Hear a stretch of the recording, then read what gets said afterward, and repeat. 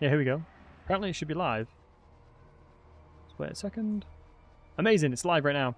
So yeah, hello everybody, welcome in. So just for anybody that is tuned in right now, what we're going to be doing is a no Loss Grombrindal campaign in which we have to basically play the campaign out normally and do everything we can to avoid losing, as at any point when we do lose, the campaign is officially over. So that is the goal here. We're going to be playing the very first battle. We're playing on Legendary very hard as we normally do. So let's, without further ado, jump into it. So one of the annoying things about this fight is obviously that the terrain is not favourable for that regard. Hey, Stormhammer. Right. Let's jump on over. Shave your beard if you lose, ghouls. I mean, I've already lost my hair.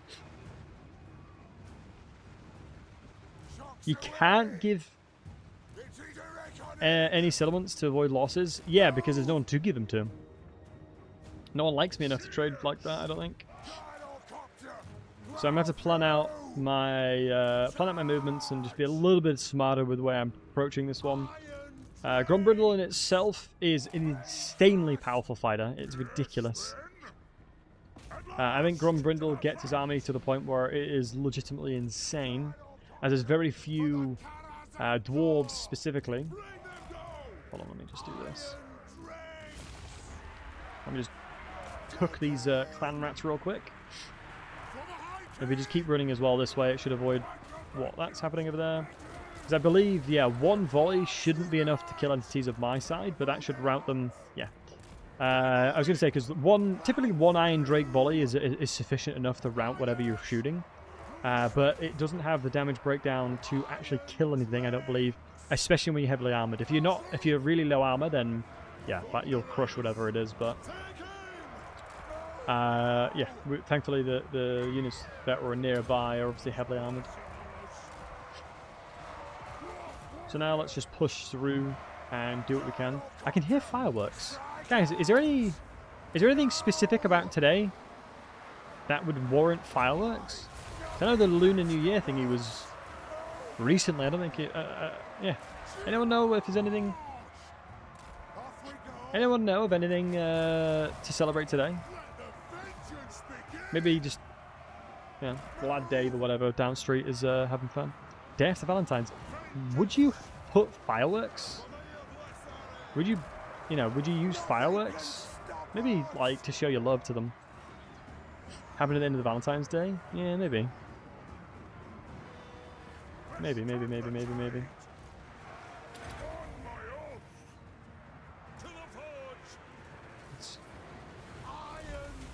Ooh. A little bit uncomfortable shooting with the Iron Drakes now, so let's be a little bit smarter with that. Nice. Ah, we lost one person here. I have brought shame upon my ancestors. Alright, that's the campaign restarted. No, I'm joking, imagine. Imagine literally losing a single entity and you've got to restart. That'd be brutal. Now that would be suffering. Your birthday's Valentine's, interestingly. Well, it doesn't mean that your parents banged on Valentine's. What's the date? It's like November or something? What allied unit do you think best supplements the dwarves? That's a really interesting question, NPC. Honestly, it used to be some kind of cavalry unit, but the more and more you play the dwarves, the less you realize that cavalry is not that important because it just doesn't fit in your composition. So typically speaking, some kind of artillery, unless it's like Bretonnian cavalry, really high tier Bretonnian cavalry, then you'd probably get away with it. Because most cavalry these days can literally just fight in melee anyway. Like, there's very few good, like, high-tier cavalry that you can't just leave in melee. It's one of the biggest advantages of high-tier cavalry. So make sure we're killing the general here for the most money.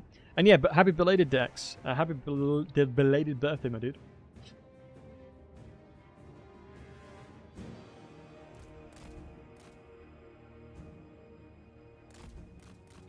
Bicycles. Turn 26. Nice, man. I remember 26. Back in the day. Nah, in fairness, 26 was last year. Oh, I'm 28 this year. Jesus. Wait, I lost 10? How did I lose 10 people? I swear I lost just one Dwarf Warrior. Maybe I'm losing it. Got to go the one using Sekiro. Ooh, like that. Do you know what? Funny enough, I never got on with Sekiro. I've played all the other Dark Souls, never got on with Sekiro. I don't know why. I don't know why. 20 oath goal is nice. Did I hear say you lost? Yeah, I lost a unit, not lost the battle, thankfully. Yo, Bandit, thank you for the 15 months, handsome. Appreciate you. Man, I didn't even level up. Thank you very much for the 15 months, bud. Appreciate you. Hope you're doing well, my matter. Hope you're doing well, my dude.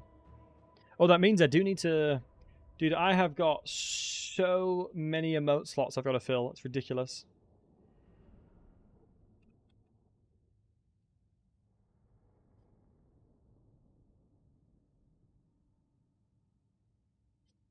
Oh, man.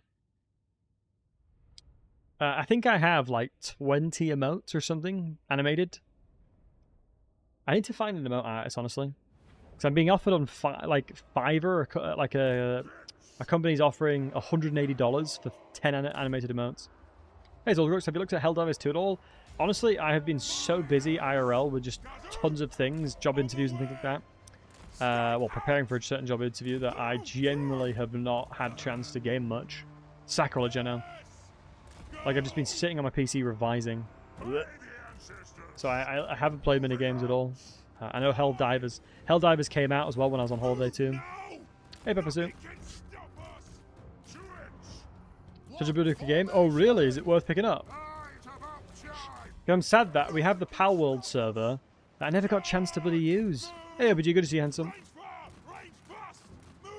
Never got a bloody chance to use it because I went on holiday really soon after. Which I was sad about. We're going to resume too. Just figured it'd be fun for you to play with people. Yeah, true. Well, the good news is, Soulscrux, that I was offered the job that I interviewed for today. I was in the final stages of the interview, and they've offered me the job, so I'm really excited about that. Oh my goodness, I have just roasted my own units there. But I'm taking the page out of the ratties here. Taking a page out of the rats a wee bit, but that's alright. You're not shame your ancestors. He'd be like, you know, turning around, be like, You stupid wasn't. I'm shooting. as you're getting burnt to a crisp from behind. Although, you would need to be an Ironbreaker. Hey, Eternal Noob, good to see you, buddy. You'd need to be an Ironbreaker with a rune to not be affected by it. As it's Iron Drakes and Iron Breakers that have the specific rune inside of their armor that allows them to hold things that are exceptionally warm or hot. But NPC, what about you? What do you think complements the Dowie? Yeah, I generally think that either cavalry or artillery, typically speaking, helps them a lot. Because Dwarven artillery is actually pretty mid, not gonna lie. For the most part, I think we can probably all agree that Dwarven artillery is pretty low tier. Like, it's nothing impressive at all. Which is a shame, really. Like, it's decent, but there's nothing, like, crazy about it. Like, Empire artillery is bonkers. That's a grudge and a big disgrace. Now, the thing is, you got to think about this in this way. Which I probably think best Brimstone by a long way. Because it's really good at killing infantry, and it's good at killing large stuff alike. Because it does enough damage per shot to kill entities, right? And then next to the Dreadcrow, oh, that's extra sad. Yeah. Oh yeah, definitely. Yeah, Chaos Dwarves really identified the holes in the normal Dwarf roster, for sure. What Dwarf units would you like to see in the upcoming DLC? Rune Golems, Thunder Barges, Malachi McKyson, Rune Golems I said, Shard Dragons, Dragon Slayers. Oh, I would love Dragon Slayers. Just more variety of Slayer units, honestly. And obviously Malachi McKyson unlocks a significant amount of potential for units too, due to his nature and his engineering nature, should I say. More Dowie, best compliment, Dowie. Battlesey, you know this? I mean, let's be honest, the Elgies have garbage. Garbage. Artillery. But then they've got everything else, so they have to have some weaknesses. Honestly, if elves had, like, a grudge thrower, man, it'd be ridiculous. Where is the weakness? Because, like, I think, honestly, the elves probably have one of the best rosters out there. Can their grand cannons hit hard? They do. It's 400 odd range as well. It's insane. It's very difficult to compete with artillery from Cathay. It's what made them so good in domination. You would literally sometimes take like a triple cannon start and just take control of objectives on maps that the two in the middle align. That's insane. Yeah, what's everyone's thoughts in the chat about the new units coming through? Hell of Us 2, maybe one to play with Lion and Darker and Haxo? Yeah, I'd love that. I know we're playing Baldur's Gate though, right? I know we're playing Baldur's Gate on Friday. I think they played like Factorio or something like that when I was away. Since Triton and Shrouded too, yeah. Honestly, it has been insane for the amount of things. The amount of good games have come out is insane. Variety makes campaigns more fun. True, agreed. I'm sad that like the Monkey King and things like that didn't come into play, but understandable that it didn't. Shrouded is awesome. Maybe, I mean, who here is still playing Pal World? Are any of you gamers still playing Pal World? They're hinting at it, right? Hinted it for later, right? So you're playing at the moment. Ooh, nice. Because I want to do more of the community stuff that we had. I like that. I want to do more of the community-related things that we had going on. So I think what I'm probably going to do is obviously do my normal Total War stuff, but also have a more, have a larger emphasis on community-related stuff. Boring to play alone, so you're on a break. Fair. No, that makes sense. Yeah, games like that normally are a lot more fun with people.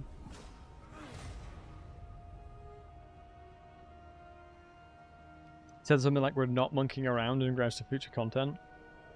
Yeah, you'd think that they'd. Why would they make a completely brand new faction for an for a DLC that already is an additive? As a new sponsor, thank you, Liam. Appreciate it, buddy. Yeah, very excited. Yeah, I honestly almost cried earlier. I'm not gonna lie. I know it sounds lame. I know it sounds gay. But yeah, I almost cried earlier. I was very, very happy with it all. Very, very happy. Because like I said, you know, me and Meg have been, you know, I've wanted kids for a long time, and the job's probably going to help us do it. The job will help make that a lot more viable, should I say. Try crying on stream next. Great content. Nah, you know, I'm good. I'm good. Men cry too? Absolutely. I think it's one of those things where having the emotional intelligence to understand that crying in general is not a bad thing. You know, I came from an upbringing where, you know, I was always told emotion was a weakness, but it absolutely is a strength.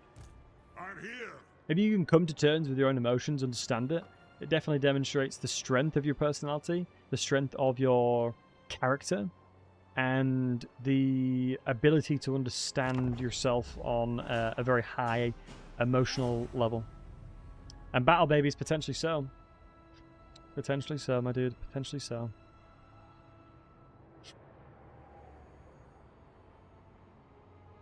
It's Giga Chad, it is. It is a Giga Chad move.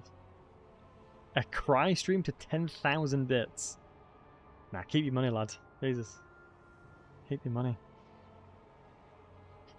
I think also it would be a weird thing to cry for money. Although, I guess that's actors in general. Right, I'm going to go into we're going to go into the melee defense to make my army stronger here. And melee attack because I'd much rather be able to have my main army stronger. Leads a charge to the rise of Rohin without foil. Yeah, that hits different, right? That just hits different.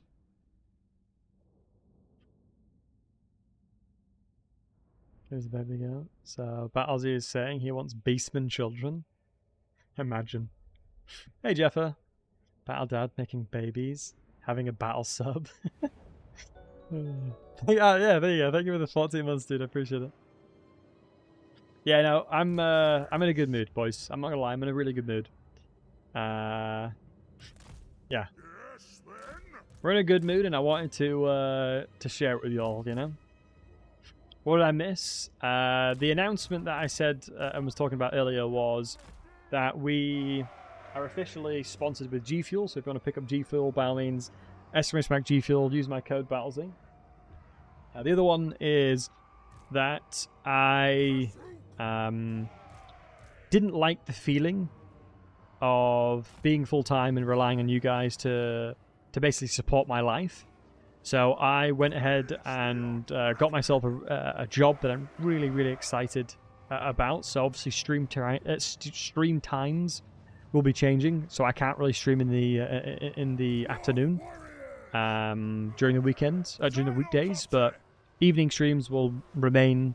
I'll probably have to get a schedule up and going. But yeah, that is the TLDR of that. Yeah, very excited. As you know, streaming has always been a really nice escape for me, and the opportunity to speak to, you know, wonderful people around the world, like everyone in the chat, you know. So, yeah, I'm just excited for what the future may hold. You know what your new job is? OnlyFans. So it's actually an exclusive thing, Jaffa, to tier 3 subs. Sorry. Mystery Star is the only tier 3 that I have, you know. Hey, Cloud Dealer.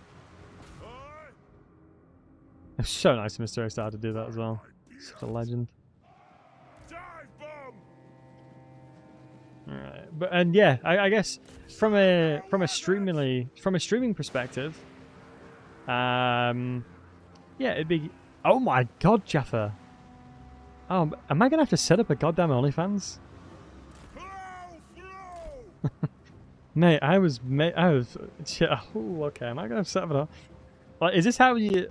Like, what's the micro? What's the guy from? What's the really awkward guy from? What's it called?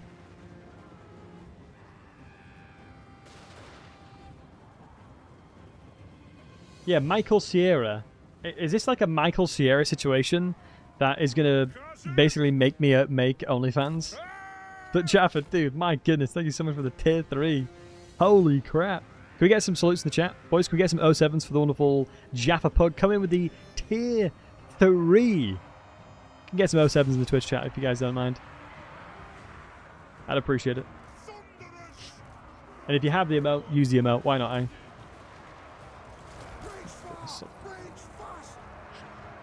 Jaffa, you absolute nutter. Post some feet pics. I promise you'll get my brother to subscribe. Oh my days. Jesus. It's all bants in it. Jaffa, what I would actually recommend you do is refund that, my dude. I appreciate the banter and my... Oh my God, Liam coming with a look up, using the emote exactly how he expected it. Yo, Dealer, thanks for the prime. Oh, that's brilliant. Yeah, you actually can get subs refunded. So I would probably recommend refunding that tier 3. You know, I'd rather you have the money than I. Nah? Okay, fair enough. Oh, my days, you guys. Wait, have they nerfed the gate health of... No, they haven't, no. Wait, have they nerfed the gate HP? No, it was always 12k, wasn't it? Yeah, it was always a 12k.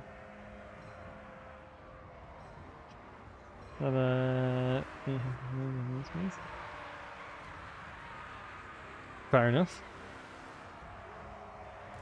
Much love to you, Jaffa. Much love to you, buddy. In fairness, yeah, tier 3 subs are literally the best way of supporting me becoming a Partner Plus as well, so I do appreciate it. Because that is one of my goals for the year, is to try and become a Partner Plus as well. So we'll see how that adventure pans out. Have we captured the wall yet? Yes, we have. Yeah, weird enough, they're actually contesting it, but there's not a crazy amount of entities on the wall. God, not having a damaging rune sucks. Not having a damaging rune feels bad, man, dude. Yeah, you can just see the sheer levels. Look at this, 50 melee defense on an unchevroned unit. We'll get that even higher as well. Let me have a look at Quarrelers. Yeah, Quarrelers on 38. God damn. Because yeah, I don't believe the I don't believe range units gain the melee buffs that the melee units do. I believe they just get amplifications to their range damage.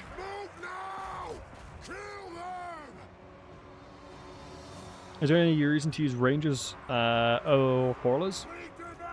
Like over them? The only way I'd ever use a ranger is with Beligar. Beligar can actually use Bugmans really well because he gives them insane amounts of stats. So yeah, there are definitely situations that you would want to. But typically speaking, you know, you really can't go wrong with just Quarrelers. Just having a really heavily armored unit with a shield, like a silver shield, right? Well, it's a bronze shield, but having a lot of armor, really good range, and just tankiness in general, very difficult to replace that, right? How was the holiday, Cloud Dealer? Yeah, good. Thank you for asking. Yeah, it was really good. I yeah, really enjoyed skiing. I think skiing is definitely something that if you can very quickly tell when somebody Twins. has skied for a long time. The boy will be named Greta and the girl will be named Sven. Twins indeed. Hey Borg, thanks for the 18 months, but I appreciate you. Hope you're doing well, my friend. Yeah, no, you can very quickly tell who's skied all their life and who hasn't when it comes to going skiing. Like my good friend Dan, who's skied for a very long time since he was a kid, he is insanely good at skiing. Like, it's almost like a pleasure to watch somebody that's really good at ski. And it's really funny because he used to be a skiing instructor. So if you guys don't know, my name is actually Battlesey. My name's Harry. You know, my actual IRL name is Harry, and I've known him since I was literally 3 years old. I've known this guy since I was 3. I've known him for such a long time, and yeah, it's so silly. Every time he was teaching me, he would call me Harry, and when he was annoyed at me, he would also call me Harry. When I was doing things skiing-wise I shouldn't. And then just normal conversation, he would call me Battlesey. Because in the friendship group we have, there's another Harry. And I was called... So there's a really weird rule where...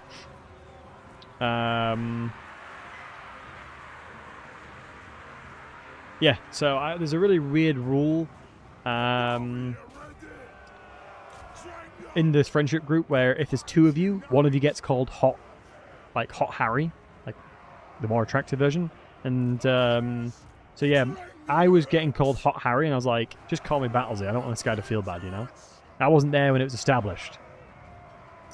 So yeah, I just preferred being called Battlesey instead. And yeah, it was just funny that every time I was annoyed, every time I was in a situation where I did something wrong, he always would call me by my actual name. It's funny.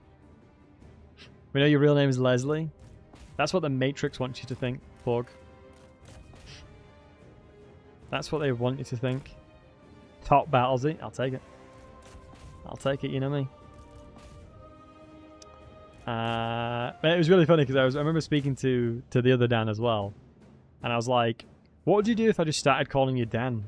And he was like, nah, you can't upset the ecosystem too much like that. Old World, James? No, it's not Old World, lad. Oh my days. Right, this Iron Drake first cast literally almost roasted these poor dwarf warriors alive.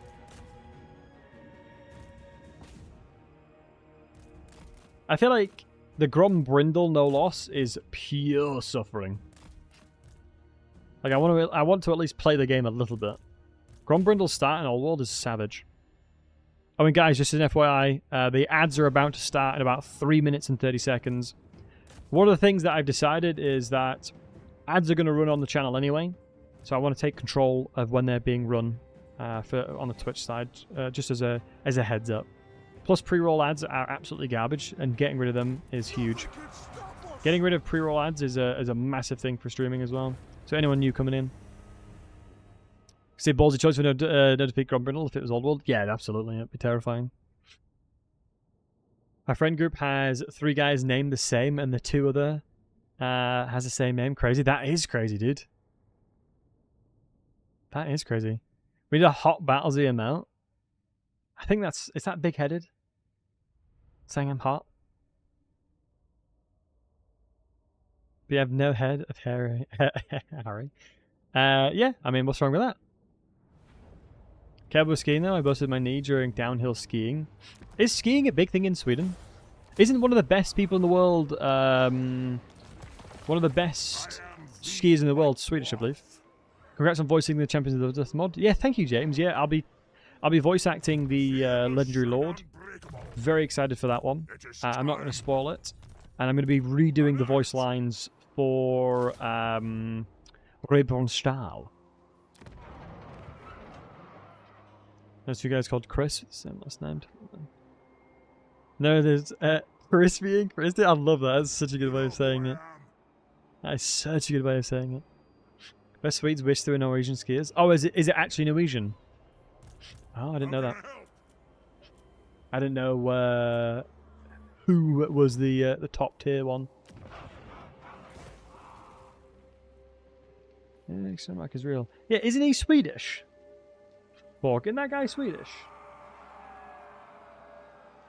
Yeah, he's Swedish. Yeah. Yeah, I think he is the guy that I've seen videos of.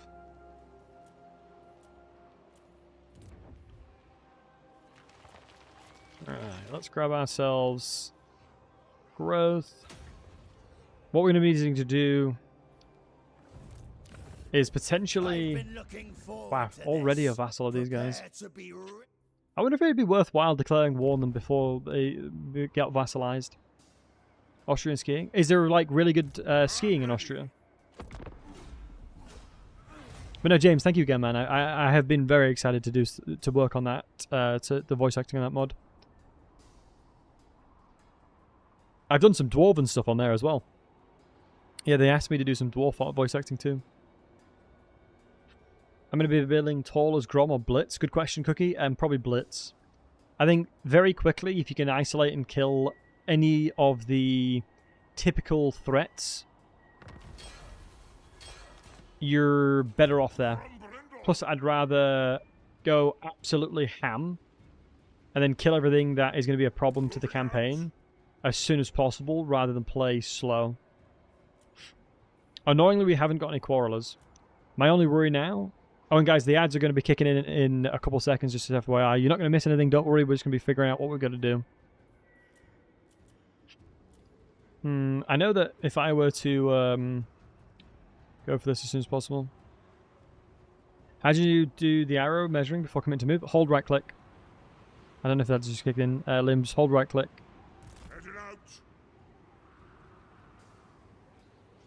Yeah, hold down right click and you can see it. You'll be able to see exactly where it goes if you hold down right click. The dwarfs need me. If I'm not mistaken, guys, correct me if I'm wrong. Guys, do me a favor, type 1 in the chat. Type 1 in the chat real quick right here, right now, if Malekith will be around here. I think he is, right? Malekith should be around here, if I'm not mistaken. 2 if you don't know, it's fine. No Man's Sky is free to play. It's like the 18th, it's pretty fun. Yeah, there's drops going on for it as well, it's pretty cool. I know Tangent's doing it. But he takes that settlement and sits there? Oh, really? Normally it's pretty important to kill him as soon as possible. Oh, yeah, he's literally right here. Can I recruit? No, I can't. So he's going to go from 14 to... If I can do this... we'll declare war on him now. I'm not too fussed about everything else. I think I declare war on him. 40% is a pretty good chance to bait him in here. My army composition is obviously in a really good spot. I can see half of his army, and I can see that there aren't many shades. If I start seeing shades, I'm going to have to start running at him more. We got a couple more Quarrelers. Quarrelers just absolutely crush Dark Elves. Especially Shades. Shades struggle massively. Any random facts about Beastmen? Beastmen are an amalgamation of... basically, I believe it's like Chaos Portal and Chaos Warping. They're an amalgamation of man and everything around the area at the same time. So they're very, very messed up and mutated. Yeah, not the vibes, that's for sure. Not the vibes, that's for sure. Crawlers are some of the best ranged duelists, 100% agreed. 100% agreed, especially in the arms of Belegar. Belegar makes him even better because of the shielding. Yeah, Beastmen are terrifying, dude. Because you got to remember that Beastmen in general have very little fear. And they are very, very intrigued. Well, they're one of other things. Very Cornesque. This is an Old Moot Kiwi and Lime cider to celebrate the good news today. Wow, he just sat there recruiting. I'm here. Don't you fret. What a psychopath.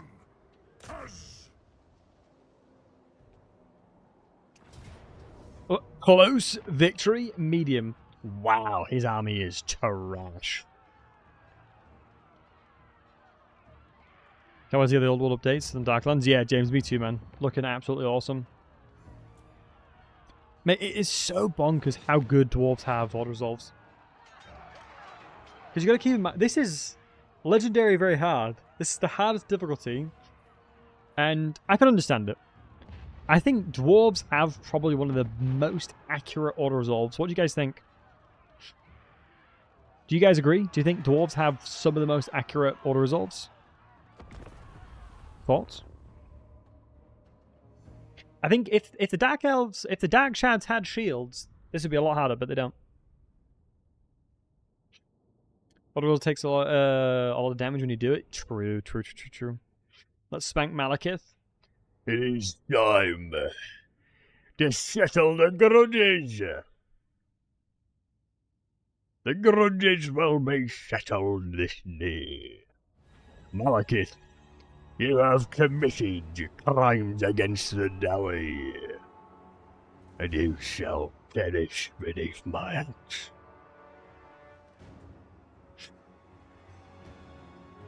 Oh, amazing. Matty, much love to you, buddy. Thank you for hanging out, and never forget that you're awesome, Matty. Take care of yourself, buddy. Have a great bath.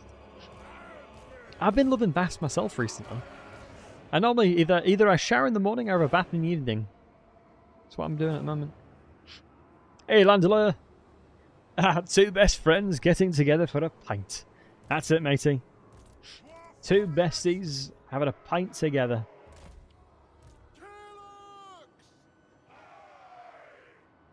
Explaining why he did what he did. Grombrindal. Ah. Yeah. Out here trying to justify everything. Grombrindal was like running at him like a lunatic. So the main important factor, honestly, when fighting Dark Elves, this may surprise you, is absolutely pump those dwarven legs and run at them in melee. Not even joking. I'm going with a slight improvised Hannibal positioning here. As you can see, it's a little bit of a U, but we'll be leveraging, when they start moving forward here, we're going to be moving the side angle and flanking them with them. Honestly, take the gyrocopters away from me, honestly. One of the best things as well is that all the dwarves are very small in stature. So you can shoot over them easily. And I used my words carefully there. Otherwise I could have if I said the word short, this chat would spam short.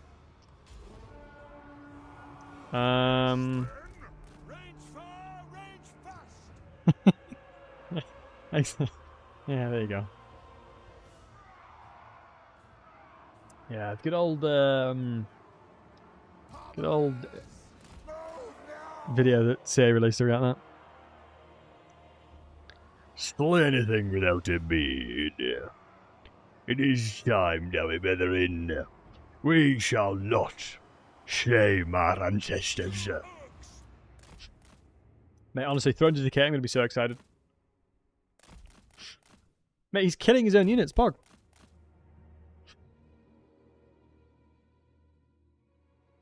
Did I get both rows? Honestly, James, I will counter that and say, I think the dwarves always have the upper hand against dark elves, especially in the context that you're using slayers correctly. I actually do think that a good dwarf player with correct slayer usage will never lose that. If you have Iron Breakers frontline and human handgunners or struts or whatever behind them, clear line of sight? Yes, they would, Raziel. That's a really good question. Yeah, they'll have perfect line of sight. Because you got to remember that one of the biggest factors of what makes dark shards effective is their insane range DPS. That don't mean a damn thing in the world that we're living in. Right, I'm going to have to start moving around now. Let's meet them in combat. It is time to meet your makers, you stupid wasser. So you on the black guards, let's move over. He's going to get shot to snot. Hey Jimbo, good to see you, handsome. Thank you, Balcheeks, no worries, buddy. Habbies would wreck Dowie war machines and quarrelers. I actually don't typically like using war machines. I don't think it's the right approach as the dwarves. I don't think any of the war machine related things that you have available as the dwarves are actually that good. Maybe controversial to say, but I honestly really want to see some revamping of artillery. Because the artillery options that the dwarves have is shockingly bad. Shockingly bad. Hey Nick, Dwarves be like, look at this fantastic war machines. I mean, it's true. Oh, I always forget that it's really hard to use Iron Drakes in these fights. I mean, it's honestly true.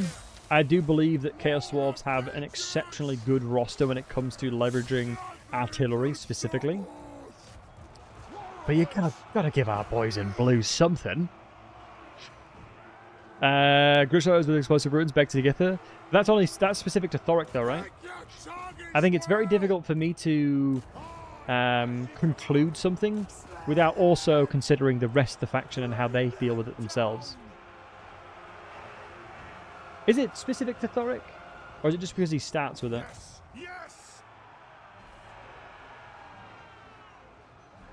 Yeah, you got easier access to it. It's a rune? Yes, I think it's because you start with it, right? The halfling hot pot is coming, boys. Throw a pie in Malekith's face. Do you guys... Right, be honest with me. I'm generally really curious about this. Type a 1 in the chat if you want to have halflings in the game over everything else. Type 2 if you want something else, but you got to give me a suggestion of what it is. Oh, losing the compass. Thank you, dude. Thank you, Landler. Thoughts on the Zinch blog? I think right now I'm in a situation where I think the DLC and what they're doing now should have been there to begin with, so we'll see. Amazonian women.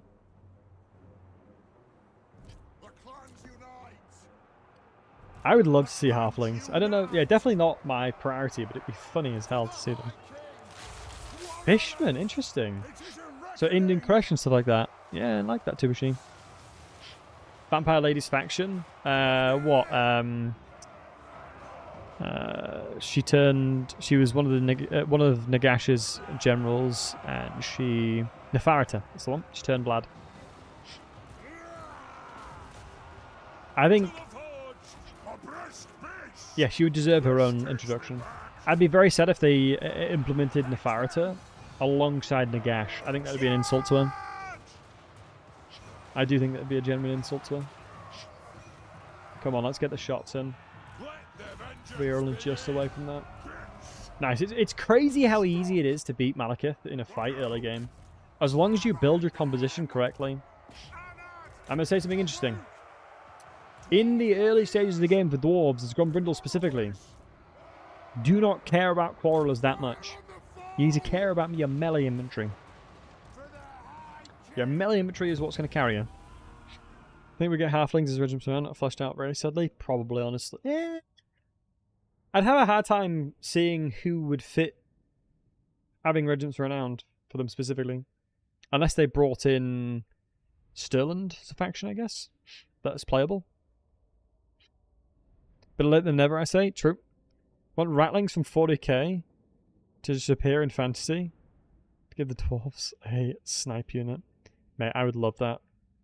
But then again, the dwarves, the iteration of dwarves in 40k are insanely overpowered. That's Pyric. Pyric, we only lost 244. 4.5k experience is a lot, but not a lot of money there. So that's Malekith's main army dead. We've gotten Frenzy from that, so obviously Grombrindal himself has gotten a bit stronger. Always do this. Pay attention, right? Always go red tree when you're playing the dwarves, alright? Trust me. I'm doing you a favour there. Never go anything else. Never go into anything else, I promise you. The most important thing is to go into the red tree with literally no matter the dwarf, honestly. I'm not even joking. No matter the dwarf. I don't care what dwarf it is you're playing. Go red tree. Because it'll help you a lot. And also, get militia training. Rush it. You'll never lose a fight. Promise you. You'll literally never lose a fight if you do that. That is a Battlesey guarantee right there. Red tree. Ooh, Valea. Ooh, strong is not bad. So I actually don't like using Rune Lords anymore. Normal Lords are so much better because you can print out runes to everybody. We still need to get some more runes though. Once you get to, what is it, 125? No. 120, you can infinitely print Earth Gold. And yeah, he only killed 4. I think Malekith wasn't attempting to cast for some reason. I don't know why, but he literally just didn't try and cast. Money-wise, I'm going to struggle a little bit because obviously I'm going with a secondary army here, which will increase the income by quite a bit. But it's going to be needed, especially if these guys start declaring war on us, because annoyingly they're sitting here raiding us. But as part of this settlement battle in general and the upgrade there's no way they'll beat that. And I have to play towards killing Malekith here. He's got 2 settlements left, and I believe turn 10 is when he'll get Hag Grief. So as long as I can hinder that as much as possible, wherever possible, I'm going to be happy with it. Reading the End Time series, but reviews are poor on Reddit. Thoughts, anyone? I am going to go ahead and assume that a lot of the negative reviews are not necessarily the content in question regarding the End Times and how good the actual series was. More so the disappointment as to how it was handled and how they kind of rushed out the End Times out the door to favor 40k and things like that, right? I think I think a lot of End Times lore, it's a sacrilege to probably say to some, but I think a lot of the End Times lore is actually pretty good. But yeah, I think most of the time it's because of the fact that obviously it was rushed in comparison to everything else. Hey Landler, have I thought about playing Helldivers 2? I have. It's just I've been so busy. IRL, I've hardly had a chance to play games. Literally haven't. Today is pretty much the only day that I've had to play games, and you know, I've made sure to stream. What is Grombrindal's unique abilities? Good question, Moffler. So Grombrindal is very niche. Oh, dude, I might attack that. What's their army? I'd have to make sure that I can chase them and kill them though if I do this. So yeah, Grombrindal's very unique in that his blue tree is pretty much for everything. So he gets trade tariff, he gets recruit rank, recruit reduction for everybody, movement for everybody, replenishment for everybody, global recruitment capacity, and obviously he's got the lightning strike. The ability himself has the Grombrindal has no fear. So in an AoE is giving unbreakable alongside a lot of melee defense. Grombrindal is such a nutty legendary lord. He's very, very powerful. Nice, we've actually gotten slayers. That's huge. We could probably delay when we put them in the army, because if we hold space, we can see where we can move, which we can move down here. Do we have a release date for the Big Shadows of Change update yet? Or Todd for that matter? Day HMM haven't played any Total War in a bit lol. Yo, dude, thank you very much for the 19 months. Good to have you here. Next week is when I'm believing when it's going to be coming out. Oh, this is going to be risky to declare war here. What's my garrison? What's the army here? I think we can win that with all resolve. Yep. Good. Yeah, I believe next week. So that's another threat taken care of. We can probably do a little special move here now. I'm going to go ahead and respec them, which means they're going to recover, and I'm going to save the money as part of it. Are we replenishing? Yeah, we are a little bit. We'll do that. There's a lot of blog posts, so if you haven't checked out the blog post, I would recommend going to the old blog post. Let's go tier 2 here as well. It's going to be worthwhile, as better garrisons, better defendable scenarios.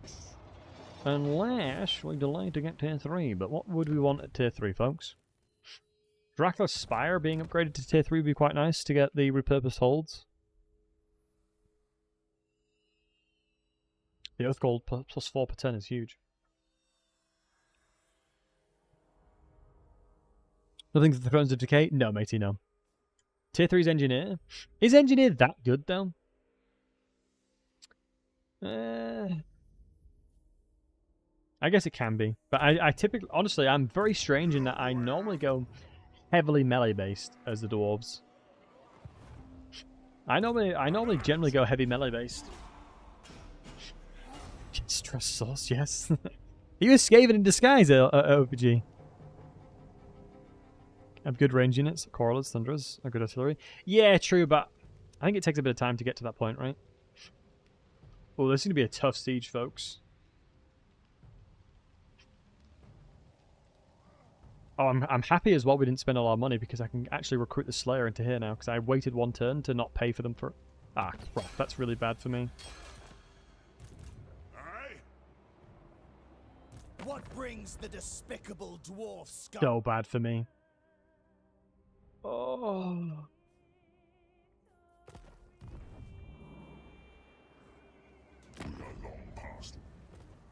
I have to think here. My lord? I've got to really think about it. Last message, let's have a look, Cookie. Here's a thought, Warhammer 4, the narrative.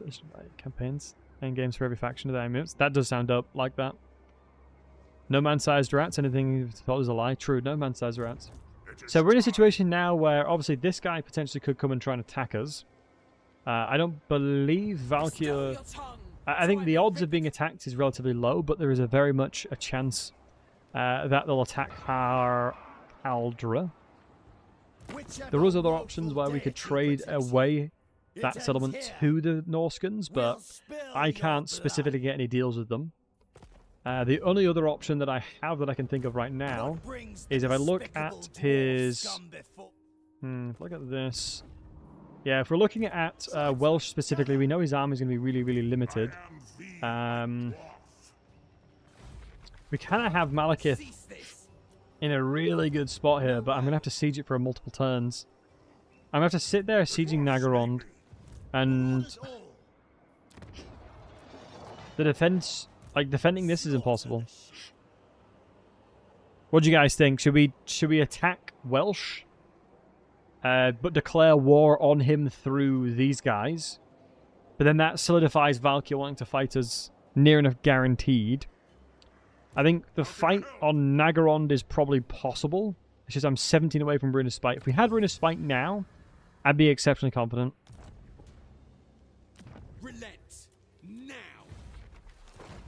We would get a Rune of Spite from this. I just think that it's probably it probably isn't the correct play relying on RNG, right? Whereas has been without its bumps. Feel like 1 for 3 has to be the top 5 games of all time. Series. I think it's a bit ambitious when Warhammer 1 came out. Yeah, I think Funky. I definitely agree in that Warhammer 3 is one of the best games I have personally ever played, and it's definitely in my top 5. But yeah, I think they've been ambitious, and some things they've made, some things delivered on, some things they haven't. What do the Norscans think? You're at war with Malekith. Yeah, I think the Norscans hate me as well, keep in mind. They literally hate me.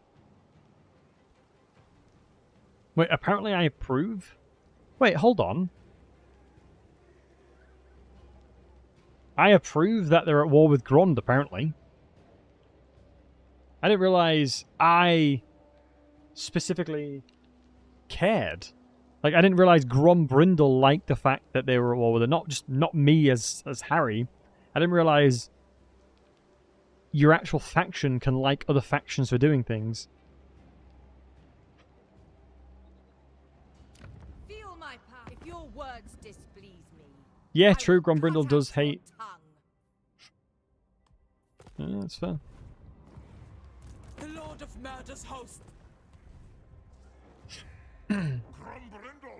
Alright, so do I send it to Nagrond? Let me have a look at the 3, 4...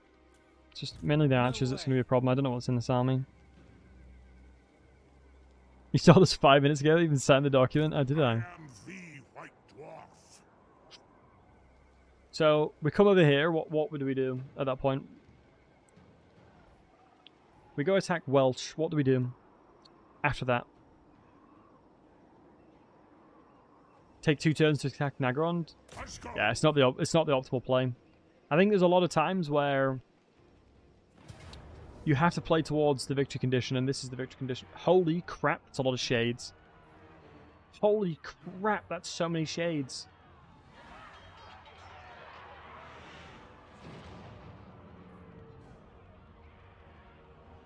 Okay, well, it's going to be a bloody battle.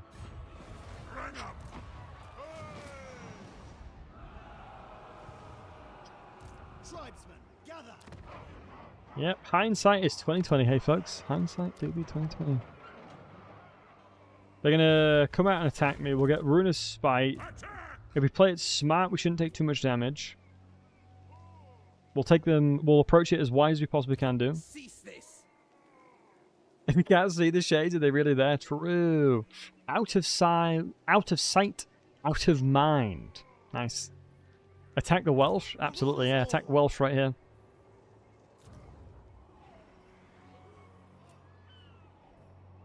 I think the optimal play would honestly be passing this over, but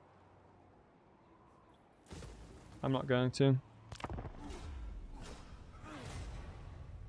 Sieging it will be a lot easier when I've got the equipment. Mate, Malekith's back in there already. Yo, low-key though, auto-resolve. Lord knows we tempted. Lord knows we tempted. Oh, she tested me today.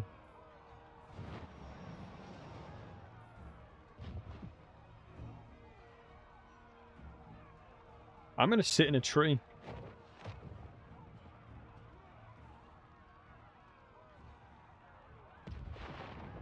No, this is winnable. This is winnable. 100%. It's a lot of... It is, you're not wrong. It is an insane amount of AP threats, but we'll be fine, boys. We'll be absolutely a-okay, folks. Don't you worry. Don't you worry, sweethearts. We'll be absolutely a-okay. Absolutely. A to the O to the K. Of that, I promise. I think it'll be a... yeah. I think as long as we're playing it smart and grouping together and, you know, not trying to overextend past what I'm capable of doing. Can dwarves climb trees? Yes, because elves live in trees. Well, I mean, technically, the reason why dwarves use axes is because elves live in trees. Axe, chop the tree down. Big brain thinking. Right, so he's attacking me, technically.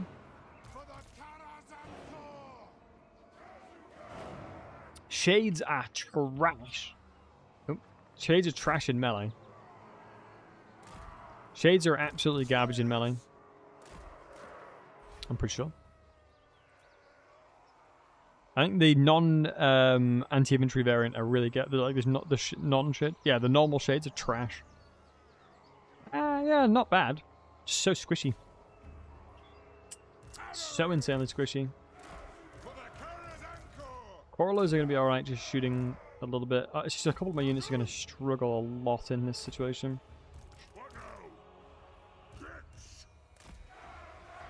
Yeah, the greatsword variants of them are actually really good. I quite like the greatsword variant.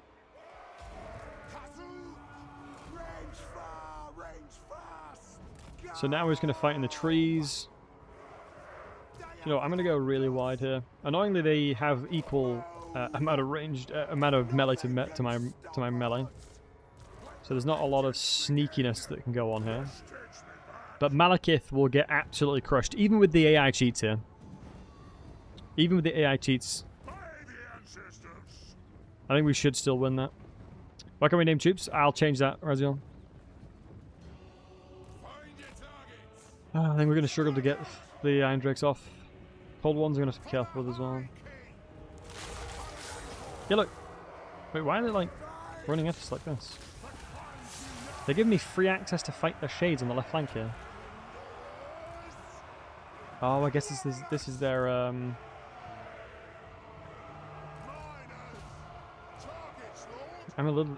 kind of bewildered, honestly. I'm confuzzled what they're doing. This is where my Slayer's going to come in absolutely clutch. I'm going to kill most of their units with the Slayers here. You pull out that way then. They're just giving me free availability of just attacking their squishy units. I ain't going to complain about.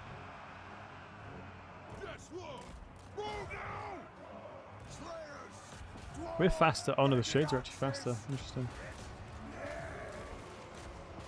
Alright, it's not worth chasing in that respect. If we're outdone, we're outdone. Get some pretty tasty. That's a really nice cast right there. That is a really, really goddamn good cast by them.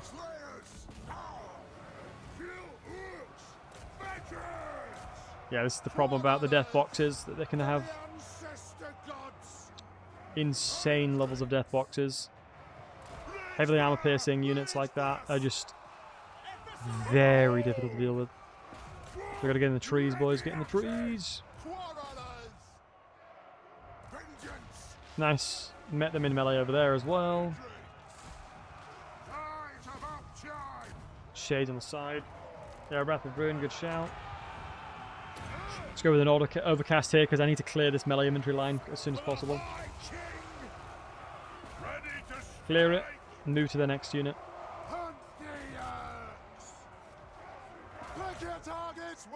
Game, we've lost you guys.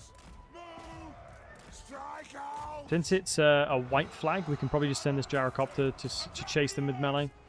Let's get these slurs over here now. Irony of dwarves using trees to protect themselves? I know, it's kind of funny, right? Man, honestly, I'm telling you, the AI has improved so much using spells. Like, it's wild how much better the AI is now at using spells. Like, most of the time, if not all the time, they're getting, like, really tasty spells off.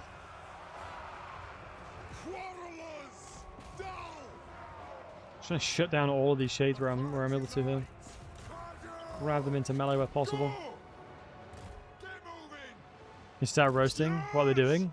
Well, I mean, they've really limited range and they can very quickly be turned on, so I've got to be careful with them. And what they're doing their best, Crackpow. They're doing their best. They're trying their best, alright? They're doing what they can, love. Most importantly, do not share with ancestors down in Because yeah, the second I get close with these Iron Drakes, they're going to instantly turn on them and shoot them. That is, I know what, for damn sure.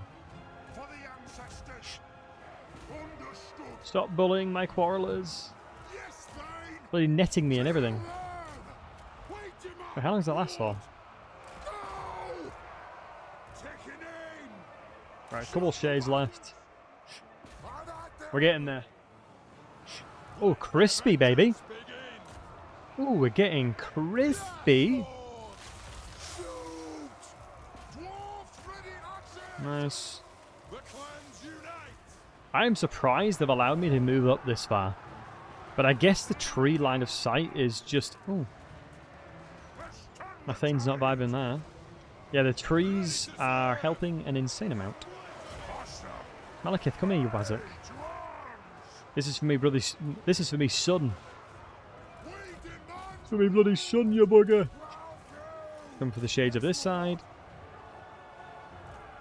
Honestly, the fire doesn't seem to be having too many issues going through. Yeah, it's going to be one of those things where very, very, very quickly it's going to get bad very quickly. Nice, Malekith has died. Honestly, I made the mistake of blobbing too many of my units up here, I'm not going to lie. I think I could have had a lot more availability of them moving around and doing cool stuff.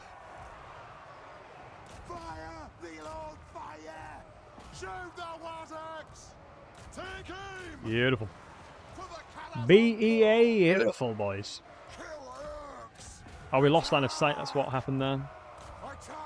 Yeah, when you lose line of sight, the units are like, forgot what you told me to do. It's like, what were you saying? Basically, what happens when your units lose line of sight is the equivalent of your partner telling you about certain plans and you just forget them. It's like, oh, sweetie, we're going, we're going on a nice double date with a friend of mine. It's like, we are? It's like, yeah, I told you like 7 times. I've throughout the week I've been continuously telling you that's actually what we're doing, and I'm just like, all right, looks like we're doing something then. Basically, the equivalent forgetfulness of my own units here. That was a demonstration. Nice, shutting a lot of the shades down. Honestly, even a few of them, even a few shades just vibing out like this are really no bueno. Man, I am dead impressed with the Iron Drakes actually finding ways of being valuable in this fight. Crazy. I'm just going to consistently keep having to check out. I'm surprised as well how badly the cavalry's performed. Normally armor piercing stuff you really struggle with. It's the vengeance. Grudges will be settled this day, manling. Grudges will be settled.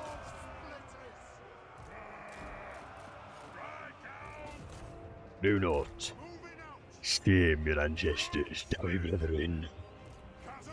For the damage crown, brothers. For the damage crown. It was a... No zugging the gates here.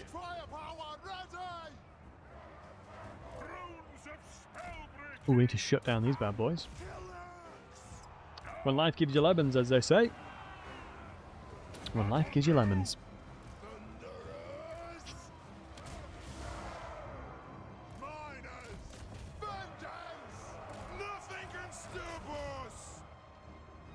So all over the place, yeah.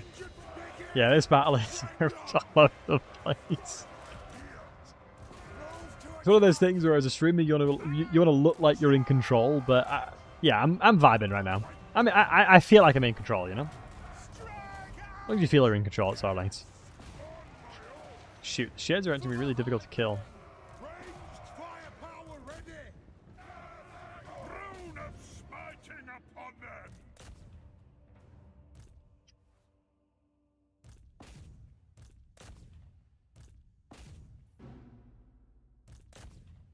Well, the good news is, from this fight...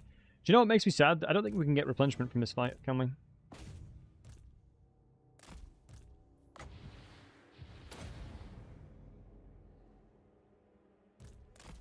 The dwarves are on the warpath today, boys. Yeah, Jesus, that was a tough fight. Maybe a merge situation Maybe a Regiment of Renown situation. We might get an experience, hopefully. 600 remaining. Oh, yeah, 100% we're fine. Literally crushed their shades. Huge. Legitimately crushed the buggers. Yeah, when you're in scenarios where you got to be really careful about fighting certain units like that. Yeah, very pleased with that. Very pleased.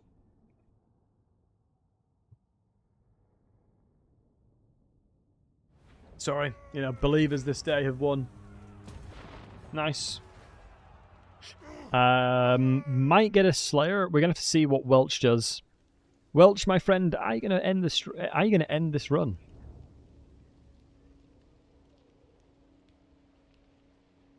No, it'd be Valkyrie that decided, wouldn't it? So I don't typically believe vassals. Can vassals declare war on each other individually? A quest has been issued, mighty Kind lord. of like a normal vassal declare war on people. Yeah, they can declare war. Yeah, thought so. Okay, that's why we knew we were fine. Good. No. Include garrison battles? It does. Hey, Coffin, good to see you, handsome. It does indeed include garrison battles.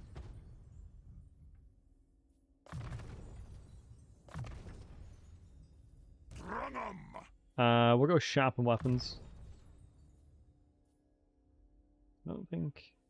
Rune of Halfenholm is really good, though. Actually, troop room mode. Thank you. Where is it? Manage reward quest.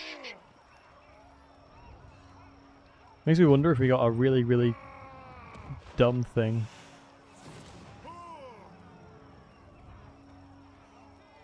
Like one of the mods saw somebody ask for a really silly name and paused it. Hey, it's... Wouldn't surprise me. There you go, it's unpaused.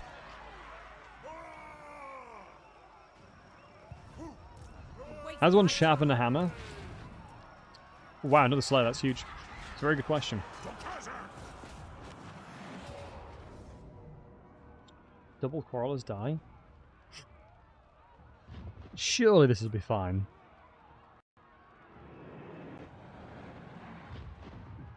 Going to chase with 28 speed feels kind of pointless? Yeah, absolutely.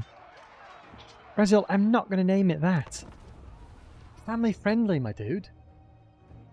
Wherever possible. Especially since no dwarf is a bitch. Thank you very much. Jesus. Someone clearly has affiliations to Elgi, Raziel. Let's sort that out. Wonder why it's paused? I think, yeah, I don't believe I paused it.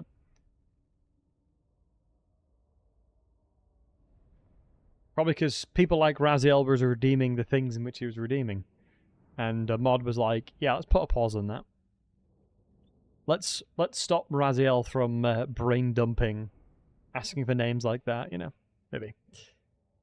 Elkin, my ancestral chat. Oh wow, Slayers, interestingly enough, in the actual gate itself.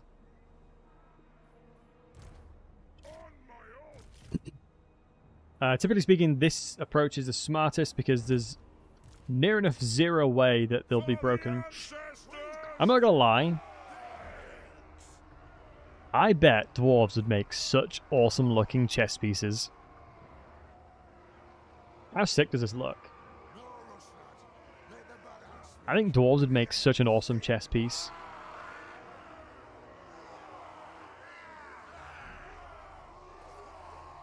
It looks like a chess piece, doesn't it? Chat is just a grump of ghost dwarves arguing with each other. Yeah, there you go.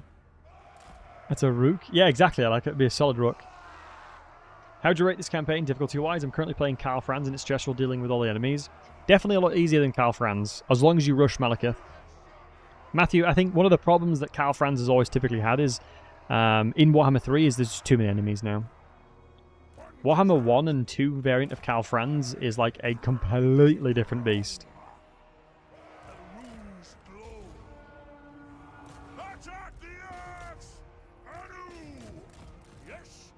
Like, Warhammer 1, Carl Friends, Giga Chad. Warhammer 2, Carl Friends, Giga Chad.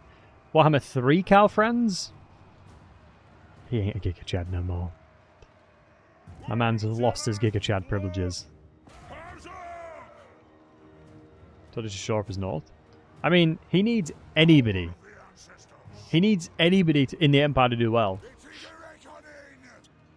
Right, for any of you, if you remember, don't say it. But for anyone that's new in the stream, hanging out today, if I were to say I had -8 Imperial Authority, -8,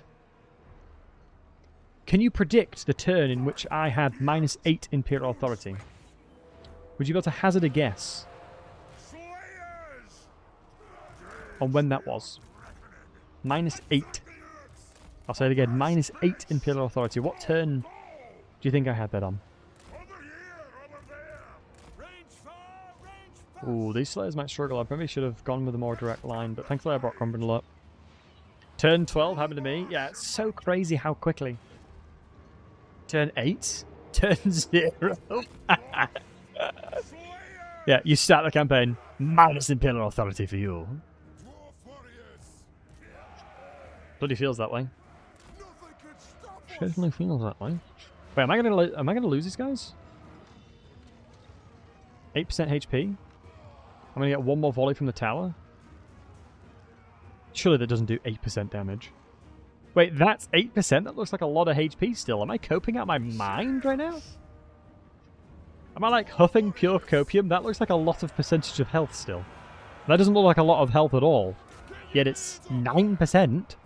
And it was turn 4, I believe, by the way. It was turn 4 that I had -8 Imperial Authority. Because I think Ostermark died, Hoflund died, and potentially Stirland died as well.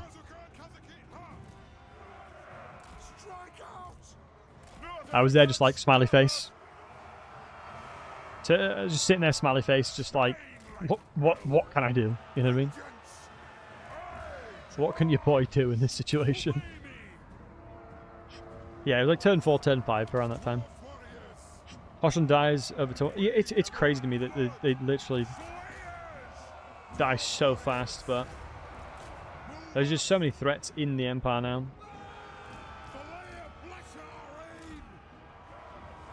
Looked over the new what's free real estate for our new legendary lord factions and just slap them all in there. Yep, true, pretty much. Well, the main problem is that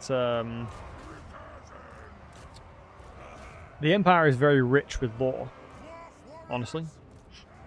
If you think of any Norskins, or most folks in relation to Chaos, instinctively you'll think of Empire. Just instinctively. A lot of characters are from Empire, like Azazel, for example. Azazel was somebody that was... I believe he was related to Sigmar because of his sister. His brother was sent to the Blackfire Pass to fight against the Orcs when they were trying to reunite the human tribes. His brother died in that battle, even though he wanted to not send him. And then he turned to Chaos. He tried to kill Sigmar, killed his sister instead. Yeah, there's a lot of characters from it. Yeah, BFFs, definitely. I think was BFS was very very true, fortunately. I mean, he just couldn't accept the fact that his brother died by Sigmar, sending him into war. He physically just couldn't accept that. And then went on a bit of a tirade. Dude, having actual siege equipment is so nice. I kid you not, in the 2,000 hours of experience I have in this game, I've used siege towers probably like 3 times. Probably less than that. No, 3 times in that 2,000 hours sounds about right. Yeah, 3 times. 3 times does sound about reasonable. Which is wild. 3 times is not a lot. Oh, that ain't a lot, Chief. Because we're so incentivized to just not use them. I feel like. Yeah, you're not wrong. It is such a long time. It is such a long time, especially since everyone has siege attacker. So it's like, why would I wait? I can just siege attacker them.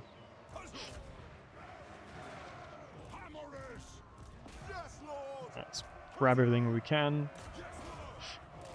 One of the things I need to continue to keep doing here is just looking for opportunities to attack.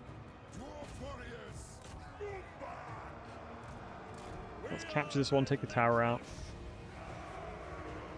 If something is routing, then I don't have to worry about them capping. As routed units can't cap.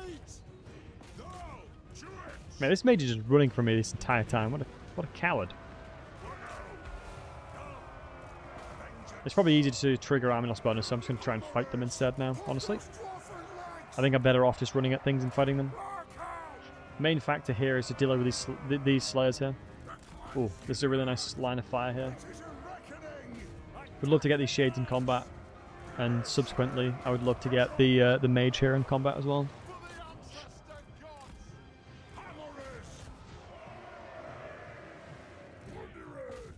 Nice.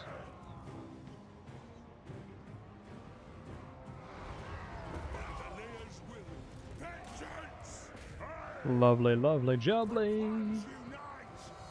Yeah, let's move over the shades over here. What's your speed? 36 to my 32? That's a grudge right there. Ooh, I have an idea. Let's give an extra 45% speed. What did that go to? 41. Jesus. At least we've now... Oh my god, my hammers are crushing. Dear god. My hammers are slaughtering her.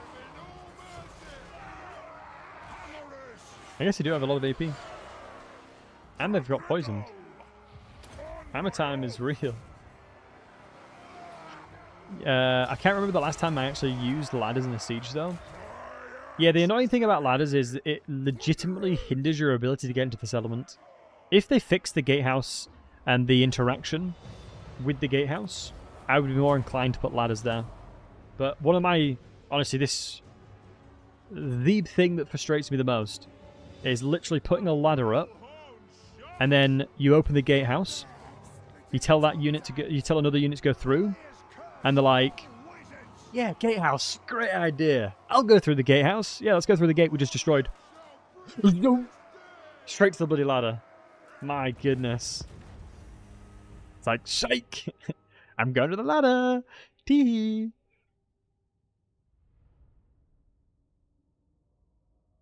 You just play campaigns until you get bored, never play with victory conditions. Yeah, I don't blame you, Coffin. I don't blame you, lad. I think it's important to play however you wish, you know? I think that's what is so great about the game as well, is this sandbox-esque experience facilitates a person like yourself to play however you wish. I quite like having my own personal tasks. I don't really necessarily follow suit with the victory conditions. I just sort of have an idea in my head what I want to do. And yeah, do that. Play until you don't have fun. You've been playing since Warhammer 1? Yeah, me too, bud. Me too. Decided to quit a Chorf campaign because the victory conditions take forever to get. It depends on if you want to cheese it or not. But it is very, very easy to cheese victory conditions. Simply, all you need to do is... Oh, he's got high grief now. It's last settlement, right? Yeah, all you got to do to get a really, really simple victory condition is activate the specific endgame crisis that is closest to you. Set it to 20%. Set it to go off as soon as you possibly can do. And then just kill whatever that faction is. Honestly, it's as simple as that. For example, as Volkmar, on stream, on Legendary Very Hard, I think I got the Legendary Achievement for completing the campaign, Empire campaign, in, what was it, like 5-10 minutes, guys? Something like that. I did it on stream. Like, took me 5-10 minutes to finish that achievement. It is crazy how fast it can be finished. Right, so we're going to have to recruit some stuff. I really don't want to use more miners. It's annoying that my replenishment is so garbage too. Let me remind myself, what's the armor? Oh yeah, that's this one. It's the one that the chaos spawns come in. Nah, I'd actually take quite a lot of damage doing that with my army currently. I would need to be a little bit healthier. Because the 10% replenishment we get from that would actually be quite nice. I'm here. The dwarfs need me. Yeah, the 10% from that would actually be quite nice. I actually don't necessarily need to go into the red tree anymore. But full armor is not going to do much in the grand scheme of things. That's not going to do much, but this will. Vigor loss reduction is going to be nice. Forge fire reduction of armor in an AoE is always nice, but typically speaking, you want to be quite careful with your runesmiths because they're squishy. So into the forge, let's go towards character ruins. Now, here is what I will always recommend if you have multiple characters. You can get for the low price of 30. Grab yourself against like Skaven and stuff like that. It's very useful. The Rune of Fear. So, enemy leadership's -3. Enemy armies in the region. This stacks, right? The beautiful thing is it literally stacks. You can get this bad boy on as many people as you want. So super useful, super huge. Definitely would suggest leveraging enemy leadership minuses. But typically, due to the amount of Oath Gold I have, unfortunately, I'm going to go into Rune of Spite. I am still annoyed that they removed the HP rune. I am not even kidding. I am still annoyed they removed the HP rune. I will still, to this day, have a grudge regarding the removal of HP rune.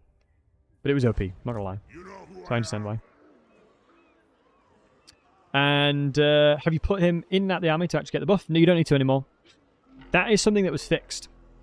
Have you played the Old World mod? I have, matey. It's great fun. It's been greatly enjoying it. It just allows you to expand but not get attacked for 2 seconds like poor Carl Franz. Yeah, there's certain factions, Willow, that I would highly recommend playing on the Old World rather than normal map. One of the biggest thing with Grombrindal in the Old World is actually harder. And he's a lot harder. So we're playing him in vanilla. But yeah, you don't need to move them out anymore. You don't need to move them out because you can see my bus down here, right? I'm pretty sure you can see it down here. Sharpen weapons? Yeah, you can see it.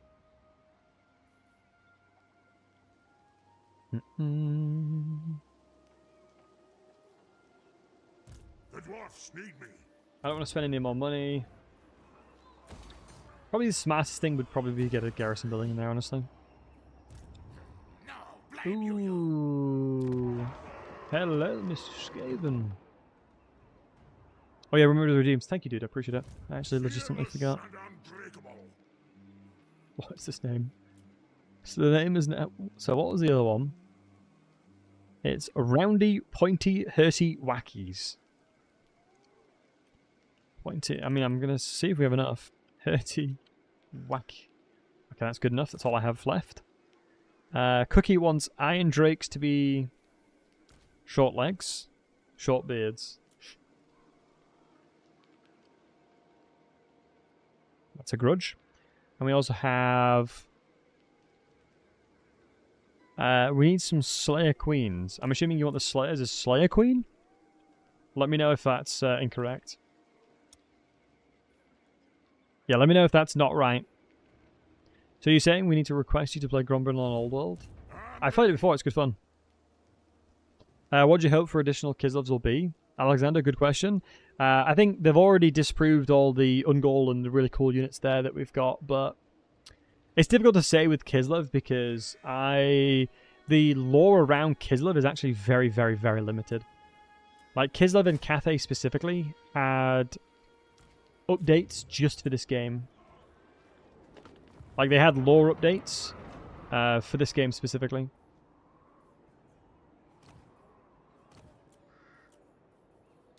Get Joseph in there, should be fine over resolving it. Absurd. Yeah. Don't you fret, it's done. Yeah, Skirtlau is name unit, I think. Love playing the Chorse, but I only ever play Drozerith. Not very good at managing the resources. Yeah, it can be very frustrating. What I feel is right, well, that felt right. Cannot recommend Short campaign on Old World.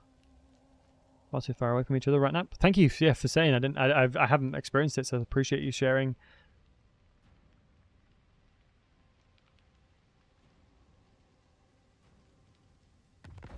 Good luck with the campaign, Landler. Much love to you, Landler. Have a fantastic rest of your morning, evening, night. And take care of yourself, buddy. Ooh, the thing I'm worried about... Right, chat, I need your help. Did they walk over to Caldra? I'm here now. Crap, did the AI go towards Hal Caldra? I'm actually in a really bad spot now.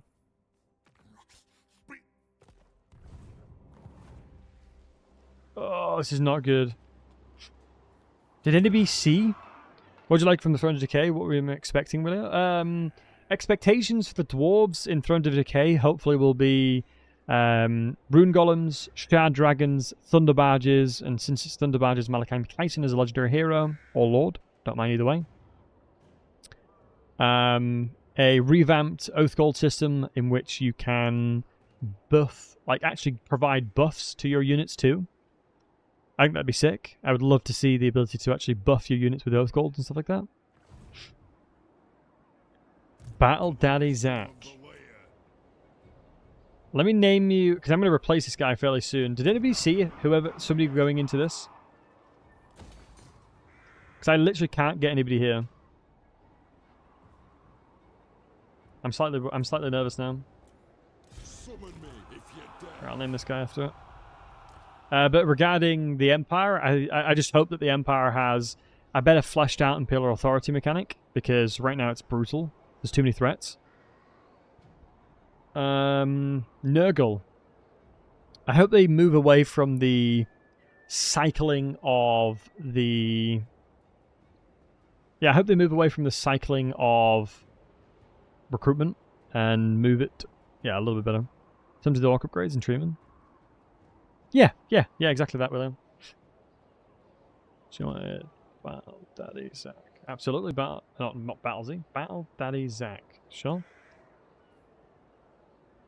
Battle Daddy Zach. Yep. Just streamline it. Yeah, that's fair. Yeah, don't hate that idea. Right, I'm going to chuck this guy in here with melee defense and a rune of spite. We don't yet have the ability to print out a lot more armor. But this is one of the advantages of what makes dwarves so goddamn good, is just their ability to expand rapidly due to their insane amount of resilience and individual strength. I should be able to attack this if I move in encampment. Although the replenishment is garbage anyway, so I'm just going to move faster. Hey, Lux, good to see you, buddy. Hope you're doing well, my friend. How can I help? Spam rapidly, but half the time you turtle up. Kinda. I mean, honestly, you can really easily turtle up with these guys, because I know as a fact this is going to be safe. There's no way that the army that I saw can attack this and defeat it. The only thing that's kind of scary is if they jump over to my other settlements. And at that point, it's just like, you deserve to make me lose kind of thing.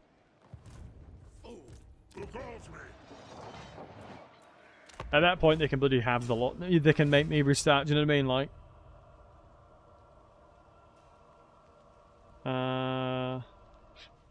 character in the lore that you want brought in the game as a legendary lord? Nagash. I would love Nagash, William. What about everybody else? What character in lore would you love to be brought in the game as a legendary lord? Mine would be Nagash or Thanquol. Nagash or Thanquol or Nefarita. All really cool characters I love. Oh, and ads are coming in, by the way, guys. Sorry to mention. Forgot to mention. Ads are kicking in a sec.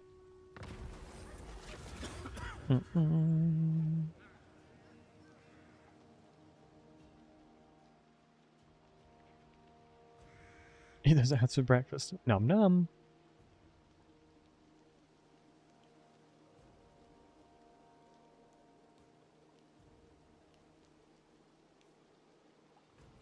Your mitigation. Wait, so we actually didn't get attacked.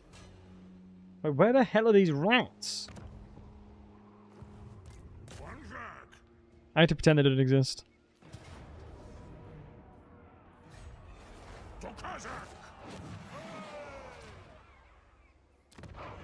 Bro, where are these rats going? I'm doing the right play here. The further south of the ogre settlement? Wait, really? They always have the... No, here... Because they came right here, right? They came into my vision. Monkey King? The Fire Too Easy? Yeah. I guess should be the last DLC. Yeah, they'd probably have to, right? Hope the week is going well for you. Lux is going blessed. Thank you, buddy. Did they go Temple of Cain? Does that settlement exist anymore? Oh, this settlement. I swear that used to be over here. Let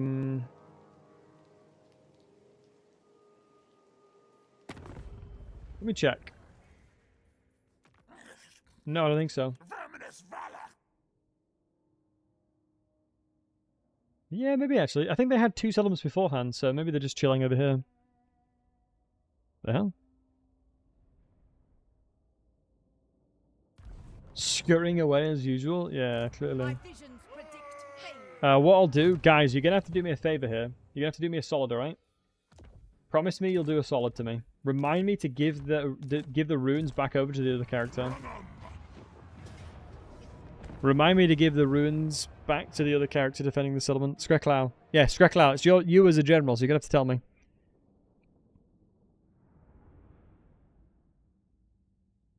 Did they use rune golems in the War of the Beard? I don't remember. I don't recall either. Coffin. What am I doing? Reminding me to move the Rune of Spite and stuff over to my other lord. Ooh, let me have a look at that. Well, let's have a look at that character. Ooh, my god, this guy looks badass. So this is a character that really I would love to see in the game. Ooh, a Saurus. I think it's one of those unfortunate things where he's been overshadowed by Krokgar then, clearly. This guy does look like an absolute unit. Is the greatest living Saurus temple guard of the city of Aztlan Huakpek. He must have died in lore then. Because doesn't this get overrun? And that's why Krokgar... No, it's Gorok that retreats from it or something.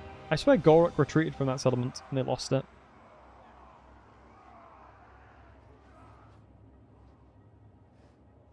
If I am not mistaken. They don't usually move, yeah.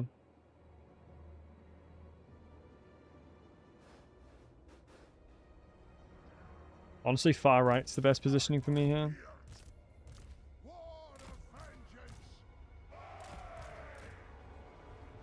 Less towers to be shot at by. Legendary hero material, very good shout. Yeah, 100% legendary hero. Let's assume he's a hero, yeah, that'd be huge. Oh man, Krokgar having a legendary hero like him, oh, that'd be so chef's kiss. Can you do a dwarf character only run, Lords and Heroes? I actually think it would be very, probably quite easy. But you definitely could. Cookie, you definitely could. I think dwarves have the best generic lords in the game. Yeah, they definitely have the best generic melee lord in the game, that's for sure. Runes are basically such insanely good value. Like, a rune can take a generic lord and make them as strong as a legendary lord. Like, I am not even kidding when I say a generic lord of mine as a dwarf beat Queekup in a duel. So I'll say that again. My generic dwarven lord beat Queek in a duel. It's crazy. Because of the runes. The runes just made them giga-chatted. Like, I don't know what to say. Just made them insane. I love them. Absolutely bloody love them. Yeah, I'm curious to see... I'm curious to check out... Spellforce as well.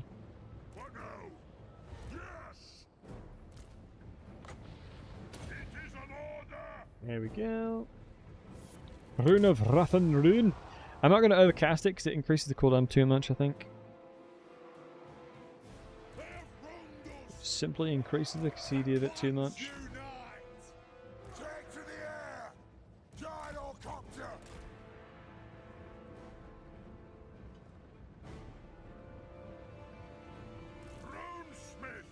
For the ancestor gods. For the Eye King. Or we should start going on the walls. No slan mage or priest has died under his protection. Interesting. Nothing could stop us.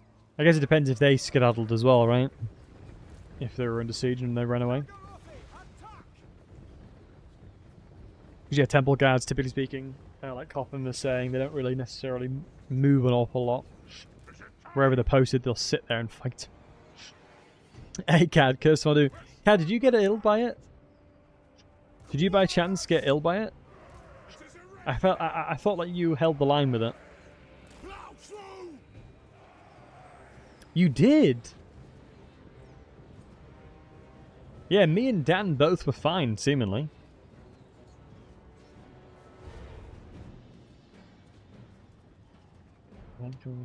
Oh, really? I wonder if that means if me and Dan were both not ill, one of us was patient 0. I don't know, though. Because I felt rough, but I wasn't, like, ill. Like, I felt ill, but I wasn't ill. If that makes sense.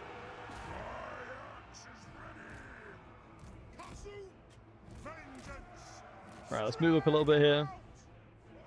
One thing you gotta be really careful about sieging Dark Elves, because Dark Elves have the best ranged early game unit in the game, and that's Dark Shards. Insanely armor piercing, does a ton of damage. You gotta be very, very careful, and you can't get close to them, otherwise you will feel their wrath.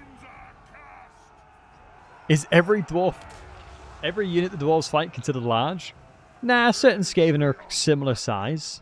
You're blaming Nurgle? Makes sense. Nurgle definitely is to be blamed, of all things. Pox and plagues. It would be quite funny if every single dwarf had like one bonus versus large. I'd love that. Like just a random one bonus versus large, just for the meme. Because yeah, pretty much everything they're going to fight is going to be huge in comparison. But goddamn, I love the Dowie, man.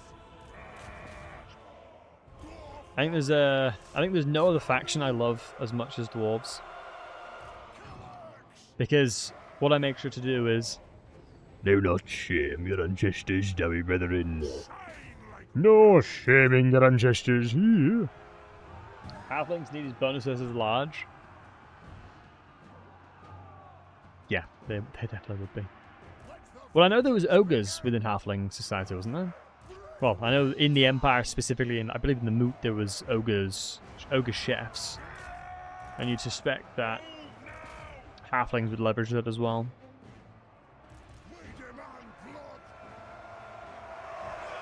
Man, sometimes I just forget about how beautiful this game is, you know?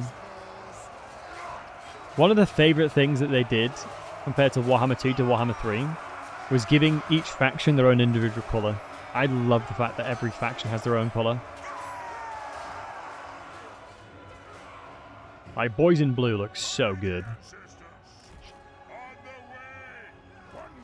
There's a little rascal here attacking us. I literally couldn't see that they were hitting me. Yeah, Rune of Spite will give them a good see into though. I'm gonna do the Rune of Wrath and Ruin to get rid of some of the entities, so we can actually inflict the damage singular target. Yeah, I'm a big fan of the way that the Grombrindal's ones looks as well. Yeah, Grommy should be fine here, even though they're bloody spamming the reduction of melee attack and defense on me. Oh my god, you literally saw that chunk come off this poor guy. Every hit coming through. Favorite looking unit in the game?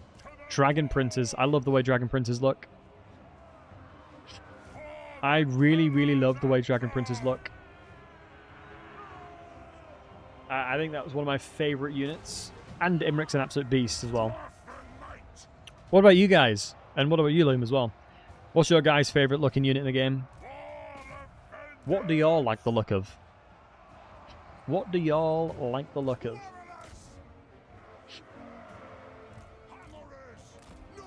I'll bring in the rest of the units now. There's going to be... it's going to take a little bit of time to get through.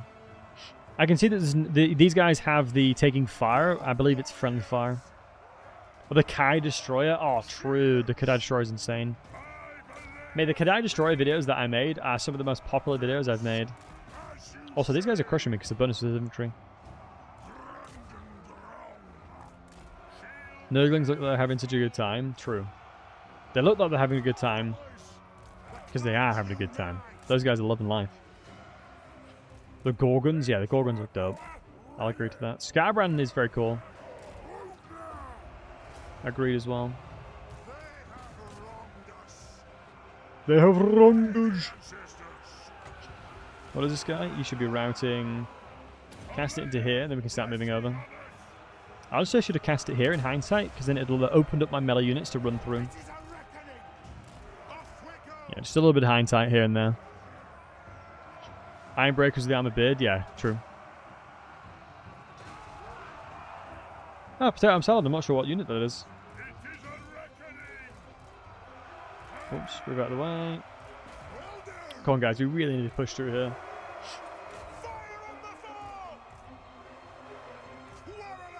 We just need to get into the settlement here. Looks like they're wavering now, thankfully. If only we had some way of attacking them with ranged, as that would have 100% have routed them faster. Palkia with the Booba mod. Ha, let's see. So, yeah, well, that was crazy. I actually just got a message from a friend, and he was asking what mod you're on about. That's really weird. That is so weird that a mate just randomly messaged me asking about that mod. Nah, I'm joking. Please don't link it. Depth guards look great too. Yeah, they do. Right, now we run over towards their ranged units and beat them up. What's even crazier? What's that? Has your friend messaged you? That'd be crazy. Lunch room website versus closed. Alpha soon, right? If I get access to it, then probably. I'll give it a crack. Goblin, yeah, definitely. He did? Oh, that is crazy. That odds on that. You know what I mean? I don't know. Just had a hunch. Maybe it's the same friend. Yo, Mercy, thank you very much for the raid, dude. How you doing, my man? That's unbelievably kind of you. I really do appreciate it. Mercy the Mad. Guys, if you don't know who the wonderful Mercy the Mad is, please do go check him out. Give him a shout out on the old Twitch. But also he's on YouTube. Extremely cool dude. Absolute legendary guy. Does some really, really cool, interesting YouTube videos regarding like tutorials and stuff like that. Streams a bunch on YouTube as well. So definitely do go check out Mercy. Absolutely legendary guy. Yeah, got nothing but love for the fella. So thank you very much. I do appreciate it, Mercy. It's very kind of you. And if you folks don't know who I am, my name is Battlesey. We mainly do just random Total War challenges around these parts, but we also do a couple of other Warhammer-y things. But yeah, thank you, Mercy. I know you've been putting in a lot of hours in recent times. But yeah, much love to you. Hope you're doing well. I know you're playing Vlad, aren't you, bud? I'm pretty sure he's playing Vlad, if I'm not mistaken. Pretty sure Mercy's playing Vlad. So I hope you enjoyed that.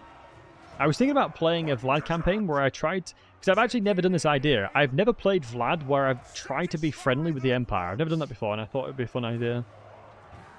Hey, Sam. Behold my woad battle paint, you southerner. I'm a northerner. I'm a northerner. Well, I guess it depends on where you're on about. But yeah, Winky, welcome in. Alright. We're getting to the point where we're grinding them down enough here. I'm Scottish, you southerner.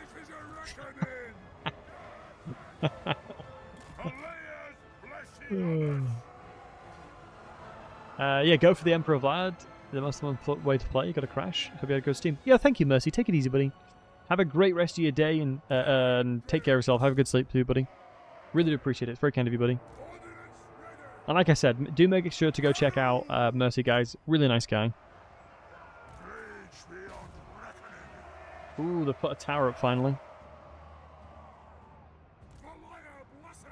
What a little looks in there.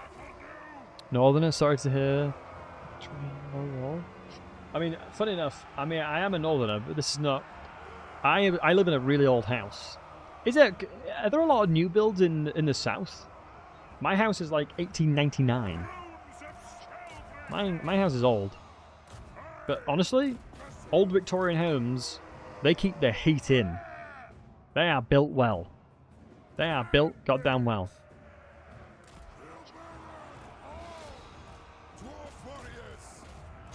You know, Winky, I'm not sure if you know a guy called Rondolski. He's a Scottish lad and he's a Highlands competitor. He's an absolute unit. But the one thing I love about Scottish people is the banter. Scottish people hit banter right. Scottish folks have great banter. Highlands man must be huge. Oh, he's such a unit. I love him to bits. He's like the big friendly giant. He is literally the definition of the big friendly giant. He's such a nice guy. And he's like, he doesn't just compete in it, he wins as well. Like, dude is a unit.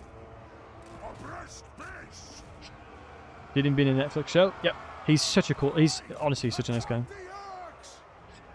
Is the beard the next shaving target if the campaign is lost? Hopefully not.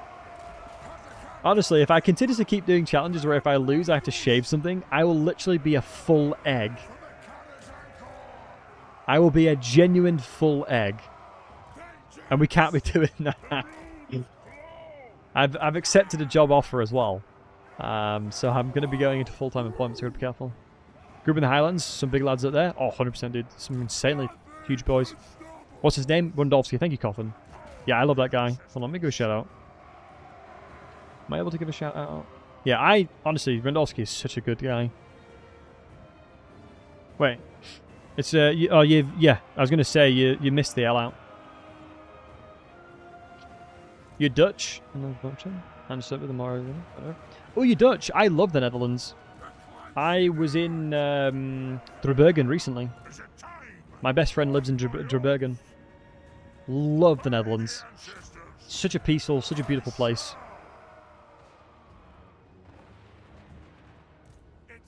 But my fun fact, my granddad is Scottish, and he was in the SAS as a parachuter, and he was an absolute nutter. I suppose you kind of have to be a parachuter. Hope you don't insult Scots. I think Winky Wanky, you can probably admit here, if we're being pragmatic and looking at the situation holistically, there are some Scottish people that have extremely thick accents, and it's quite difficult to understand. Not saying that's as a generic statement or as a blanket statement, but certain folks have very, very, very, very, very thick accents. And I think Scotland is definitely more so known for that rather than England, I suppose. I think Ireland as well can have some really, really thick accents. That's quite hard to understand too. Lion went full egg. Well, Lion did it for charity. I'd be doing it for a random Total War challenge. It's a wee bit different. You can't understand half the Scottish in there. Yeah, there you go. We're having an honest, open conversation here. I like that. Yeah, there you go. We're having an open, honest conversation. Yeah, I couldn't understand my granddad when I was younger. Mate, he really well and truly made it hard to understand him. It was just sort of like a ton of... That's basically all I heard. So yeah. Yeah, love him to bits, but yeah. Playing Nurgle campaign, having so much fun. Yes, Sam, if you want to see a really, really, really good Nurgle start, check out my last Nurgle stream. Congrats on the new job. Thank you, questions. Much love. Dutch? Wait, who doesn't like the Dutch? I feel like the Netherlands in general is across the world received quite well.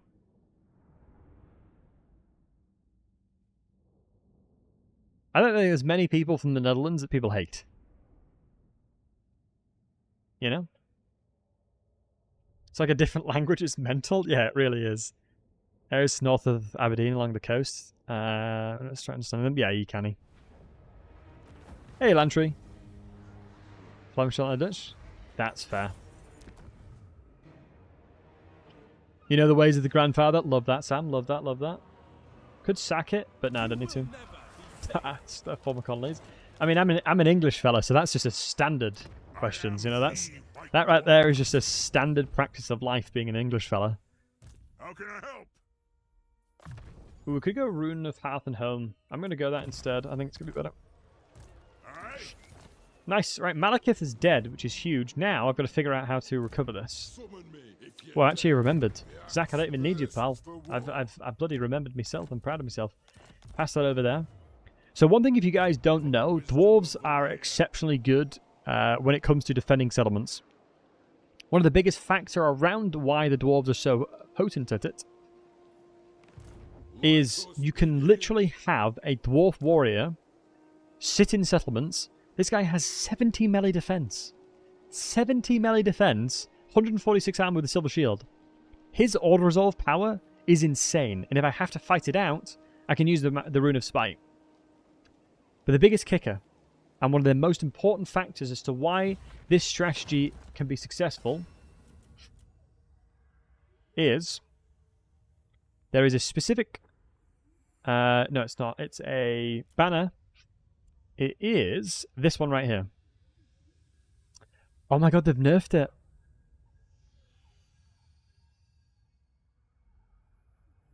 They've nerfed this. It might be something else. Let's just not panic just yet. Have they nerfed my strategy? It's this one. It's this one. This is it. This is it. This is it. This is it. This is it. Rune of Stoicism. Put that on any of the lords in which you're trying to do this cheese with, and they will never rout. So this right here, because one of the biggest problems when making one-man doomstacks is your leadership will go kaput. But doing combining all of that together allows you to be, or allows it to be a lot more successful, should I say? You know who I am.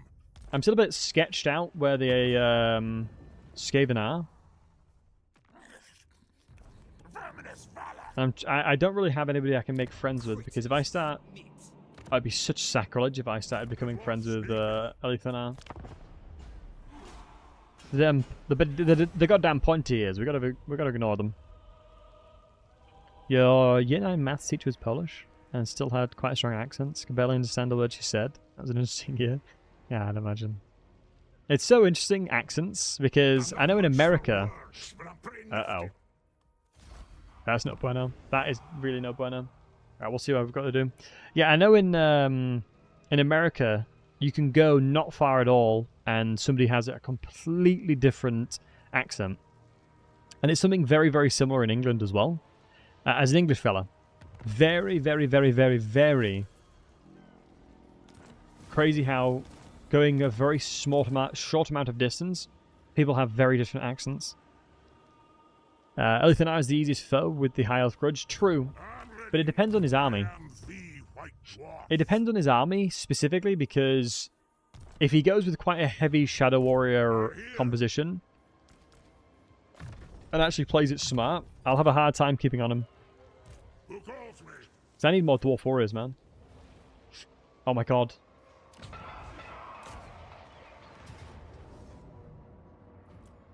I think I can force march. Holy crap, Valkyrie, your army looks pretty tasty there, I won't lie to you, Chief. So we actually do have 2 regiments right now, which is huge. I am going to go ahead and force march to here. I should be able to then... What I'm then going to do... It's annoying. Please let me attack this. How can I help? Is it worth coming out of force march? I mean, there's one strategy I can think of doing here, but I don't think it's worth not giving Grombrindal experience. So in a scenario where you're in force march and you can't change your stance, a strategy you can do is replace the lord with somebody else, because you can the movement that I currently obtain and the 20% movement range that I have won't go away when I replace it to somebody else. It should sustain, and it should allow me to change the stance to attack this guy again. But unfortunately, that's not the case. I don't want to lose experience on Grombrindal. It's too valuable. So now we know where his army is. But from seeing this army, it's not the other army I saw. So likely what I'm going to have to do here is sit inside of Nagarond. As for a hero, of course you can. You'll be Sam Gildedstern, my friend. That went through, right? You know who Yep. I am. Grombrindal. Grombrindal. Can you attack Hagreef? You can actually attack Hagreef, so I'm happy about that. So I'm going to sit inside Nagaron then, I think. I'm here now. We're one away. If Valkyr attacks us, it's actually a really decent army. Valkyr's got Cormac. Thankfully, there's no Harry Heldenhammer. Time for a reckoning. I need the unbreakable stuff. Ready. Now with the garrison being full HP, I think transitioning this over to Grombrindal makes more sense.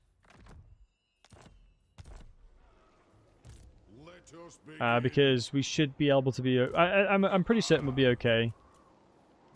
One rug. Do I honestly think Wrath of Ruin is going to change much? Is Rune of Spite needed?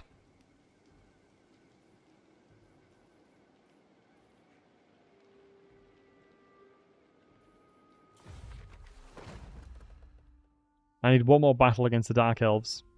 Annoyingly, I've killed them too quickly, so I'm going to have to fight these Dark Elves over here. We know that Torx is going to be fighting us as well, so we have to try and figure out where he's pathing. I'd expect him to path down to Hagreef, which means that I've got to be conscious of that. Can't really spend any money right now. I am the White Dwarf.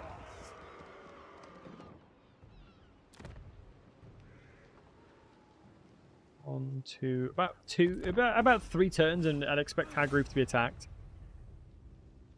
I'm very worried. I'm gonna have to keep your eyes peeled for these Skaven as well. We need to figure out where they go. Once we know where these little rascals are going, I feel a lot more confident. Okay, they didn't attack us. That's good.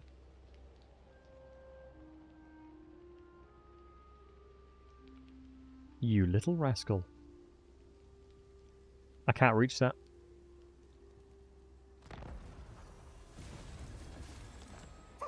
Right. So. No, my war strength is 98%, dude. Oh, I could have baited them and killed the army right here.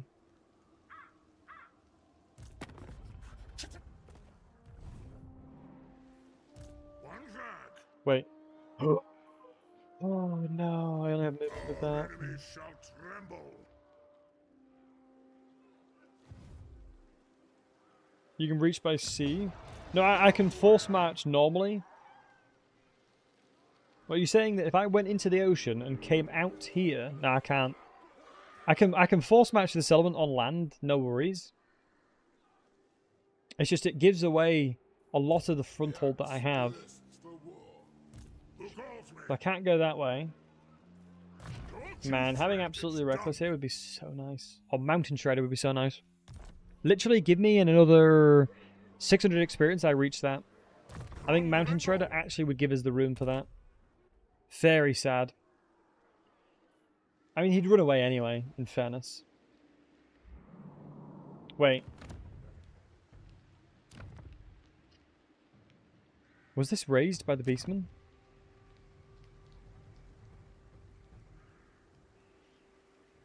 Sorry? Oh, Jimbo, dude, you don't have to apologize, my man. I am always appreciative of it. I can sell Hagreef, I just don't want to. I think I've never attempted a no loss without, you know, without trying to sell everything. I'm just trying to like really limit test myself as much as I can. Because I could easily sell Hag Grief over here, but from a perspective of later in the game, if I can sustain and maintain what I currently own, that'd be huge.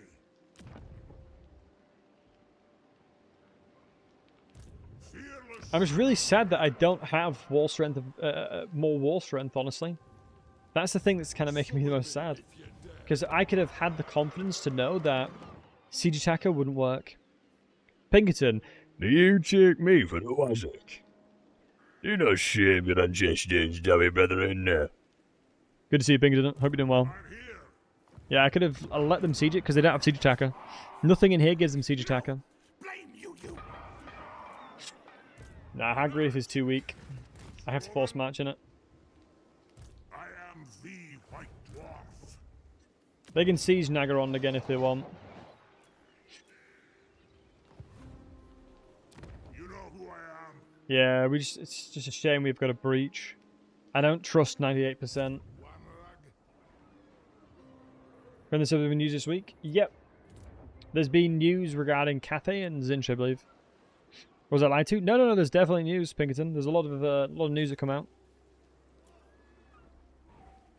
There's no breach, it'd say breach. Wait, would it? I just don't trust it not being 100%. Oh, my walls are low HP. Yeah, I've never really explored and had a scenario where the wall strength mattered. Which is weird. Does Grombrindal get a special landmark for capturing Nagarond? No, he doesn't now. You really would think he would, Chimak. It's a good question. You'd think that he would get some kind of... Yeah, I guess... bonus towards fighting Dark Elves or something. It's definitely slowing down, which is unfortunate. My momentum is slowed down a lot because there's this one little rat.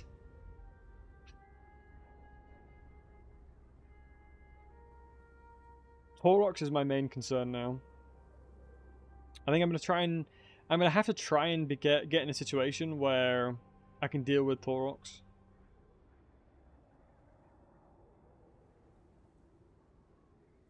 Wait, where the hell did that guy just go? We have plenty of time. Ooh, a Thane! Oh, who's that?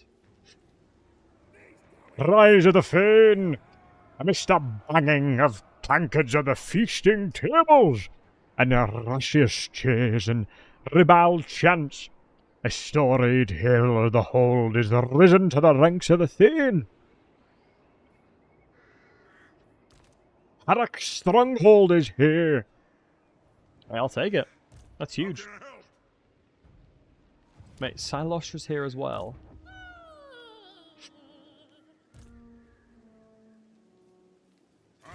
I'll see it done. I'll see it done. You know who I am. You know who I am. Right, cash-wise, we're running low. I have seen your death. Don't know what good ale is. Samasuke, are you like an Elgi in Delusion or something? My dude. Bugman's. The greatest ale that has ever existed within the fantasy world. Do you know what I mean? Like, come on. Ooh, another settlement. We've just seen another settlement being gained. So my assumption is this settlement. I think they've gone vertically across here. Our enemies shall tremble. Our enemies shall tremble. Now we know that everything is protected. I'll do it.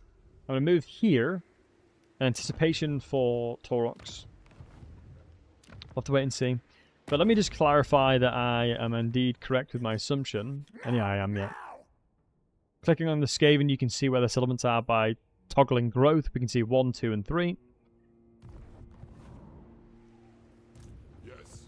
Yes. Yeah, getting Haddock Stronghold towards Grombrindal will be huge.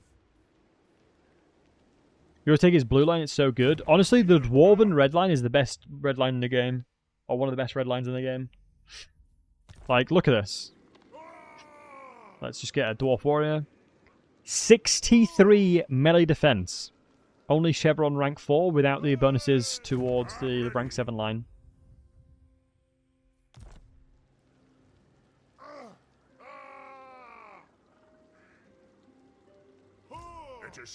Insane.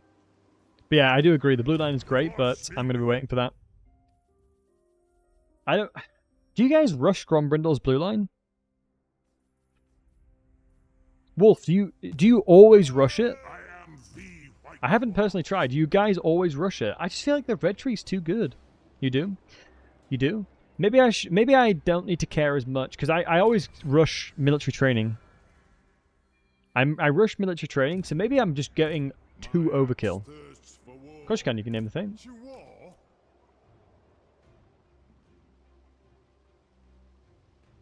Solskjaer Stronghold. Oh, I put an S in there for no reason, didn't I? There you go. The throng is mustered. So we got the Dowie defense.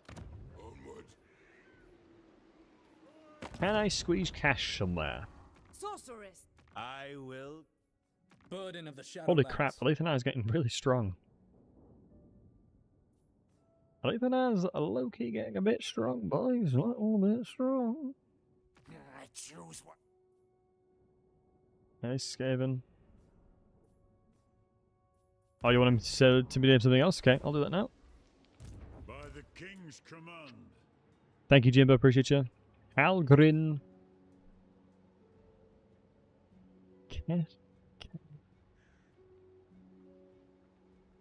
Rothod.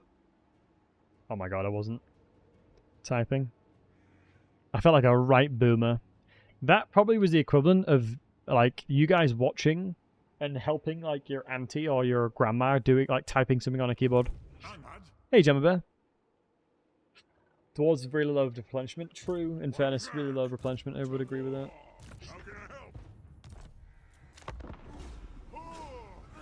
The D&D character of mine, so I appreciate it. Oh, it's awesome, dude. Yeah, fun fact. Most of the time when I'm playing D&D, I'm always a dwarf. It was really funny because my partner was in a D&D group. And they were like, oh, you know, what kind of character are you thinking about, Harry? And I was like, do not shame your ancestors, dummy brethren. It shall be a reckoning. And weirdly, when I acted like that, we actually haven't started the D&D group yet. It's really weird. We haven't started it yet. It's so strange. I love playing dwarves, though. Where the hell is Taurox, though, actually? There's a reasonable chance that just RNG is going to screw me. You know who I am. And Valetta's Blessing? Yeah, I honestly think... The thing with Grimnir's Strength is it literally makes it so you can perform miracles. Like, not even joking. You can perform miracles When Loic died, you summon the Shadow King. when it comes to using You that. serve with the warriors of Nagaroth. Ooh, a trade agreement.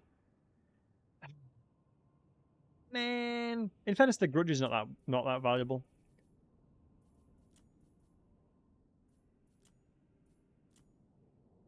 I think from a defensive perspective, I'm going to have to. Justifies the means. I think I have to for now. I can't realistically fight him currently. Wow, 77 losses. Are you kidding me? Because that'll finish my grudge. I get another Rune of Spite there. Yeah, big. And then with that Rune of Spite, I can keep it on Zach here. Having double Rune of Spite is nice. So now I'm basically going to try and wait until I'm attacked. And now we can go... So we saved one level, so we can go into double point here. Which is making me go into Mighty Bit of Defense, because I'm going to try and bait Taurox into attacking us here. But yeah, any D&D character that I've done thus far with dwarves... the last time I played a dwarf, I was the God of Ale. So the way... I was like a cleric in which I would throw pints of ale at people. And depending if you were friendly or an enemy, I would heal you if you were a friend. I would damage you if you were an enemy. I loved that. And every single action that I ever took, I had to drink when I did an action too. I just had to keep drinking beer every time I did an action. It was pretty funny. I was just sort of what the vibe was. Since I was all about the God of Ale, it only made sense. I mean, I added that. It was a predisposed rule that I added myself, in fairness. You know what I mean? Basically like a drinking game at that point.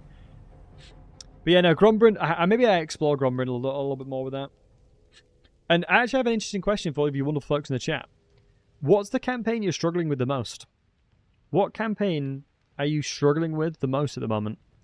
Because I'm going to be in the market for making guides, just an FYI. I'm going to start making some guides again. I think Nurgle is the guide I'm going to make soon. I'm going to get a Nurgle guide out there to teach folks how to absolutely smash it as Nurgle. Elithanar's a tough one. Yeah, Elithanar's stat location definitely makes it so he's very split-brained with a lot of things. Oh, Stalton Rains of Kermos, yeah. Honestly, ever since they took away his bear, big sad. Where the hell is Torox, actually? Moving out. The performance will start when... Where is Torox? I have to... I'm going to get rid of Silliman for now. How can I help? Objects. Uh-oh. Oh no.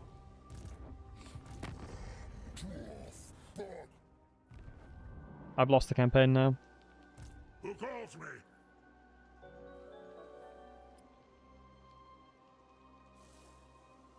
Yo, Sebastian, thanks for the 27 months, bud.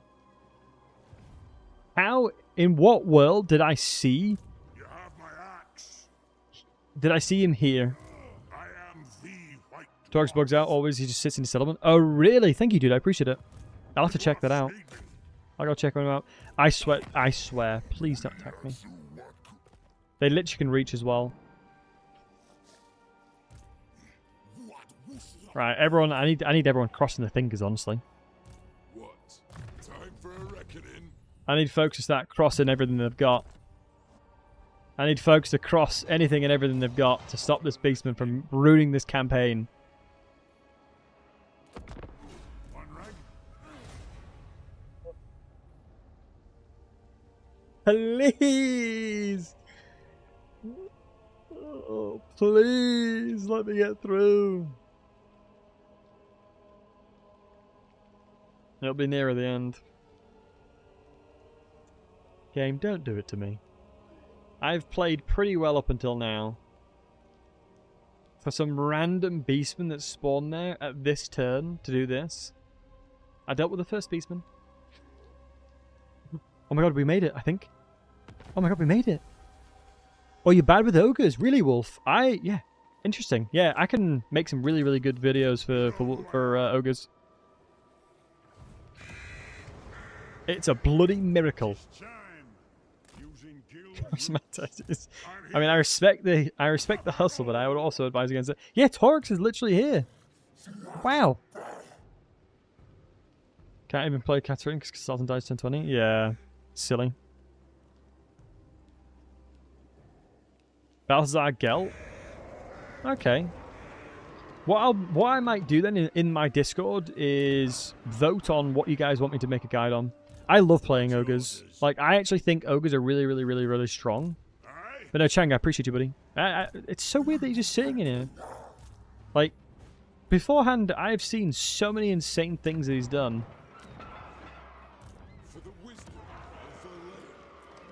Like, normally it pops off. I need money, man. I am in desperate need of dollar bills.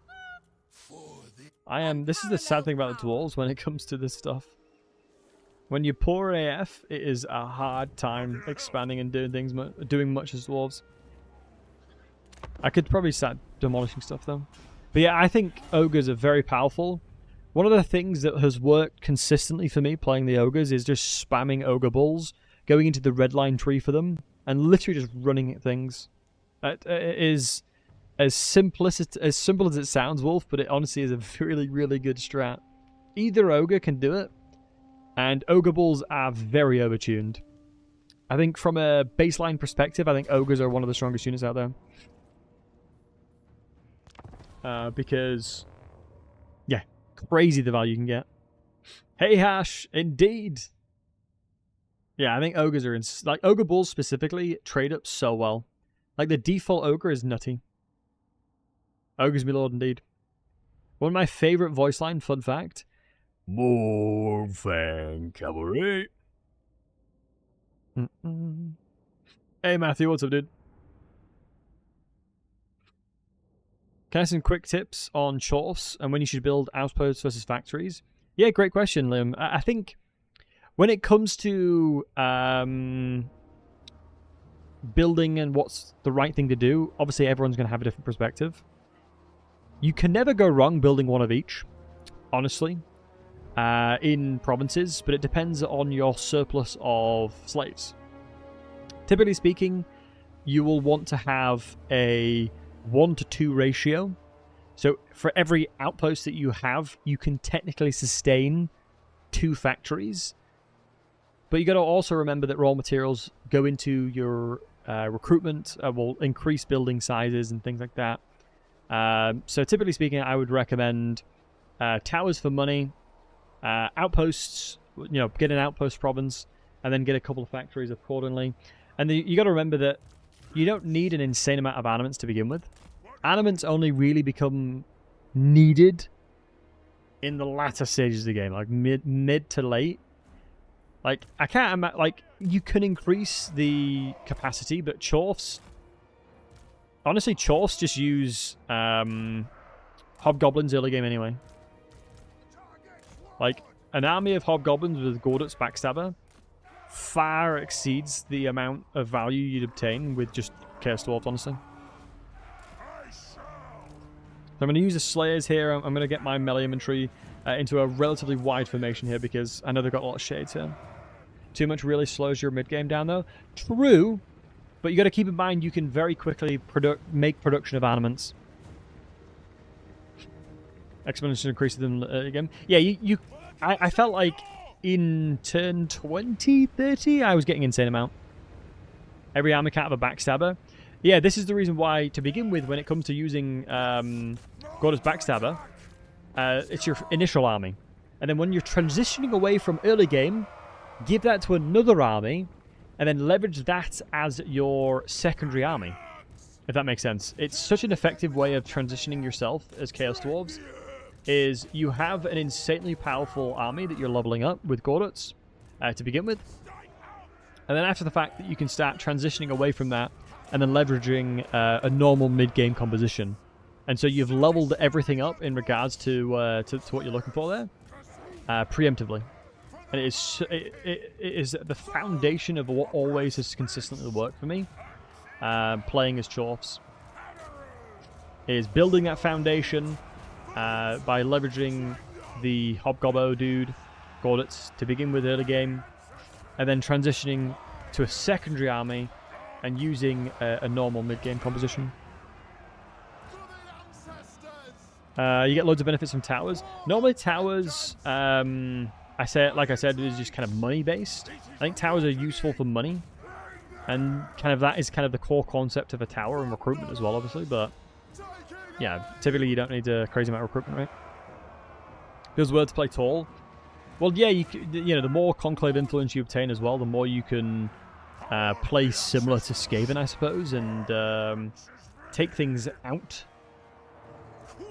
You know, raise certain factories and then getting high tiers on them. Also, I just want to make a comment. 97 melee defense, by the way. Once that goes away, let's have a look. Look at this bad boy. Look at this. This is something that is honestly absolutely bonkers. Blankies, Blankies, Blankies, Blankies. Blankies indeed. Apres, thanks for the 9 months, dude. I appreciate you. 73 melee defense baseline. 73 melee defense baseline with the battle, the bit of the defense or whatever it is, the layer, and then obviously all the relevant bonuses that I've got as well. Like, let's put that into perspective. 73 melee defense is just as it is better than Ironbreakers. Sheesh. Man, the dwarves, dude. This is like turn 15 as well? It's not a high tier. But then again, it's probably overkill, that. Yeah, I think I'm coming to the realization that's probably just overkill, and I don't need to do it. I should probably go into the replenishment rune. Yeah, I should probably go into the replenishment and upkeep reduction. I think that would probably give me and net me more value. Not go to Spearman melee defense? Well, I don't think default Spearmen are close to that. I think it's the tier 3... God, my brain is just not functioning. It's getting late. It's the tier 3 variant of the Spearman that actually has that. The Silverin Guard. I think only the Silverin Guard get remotely close to that, so it's a little bit different, because obviously it's a higher tier unit. Whereas Dwarf Warrior is a tier 1. Because Longbeards, I think you can get like 100 melee defense pretty easily. What was my favourite chaff unit? Favourite chaff unit? What, of all time across all factions? Oh, you gotta give it to the boys. You've gotta give it to the boy peasant mob. Love them. They rout before they even get remotely close. And I respect that. Normal Aetherian Spearman can get over 100 melee defense. I know he gives what? Is it 8 melee defense? You got your red buffs as well.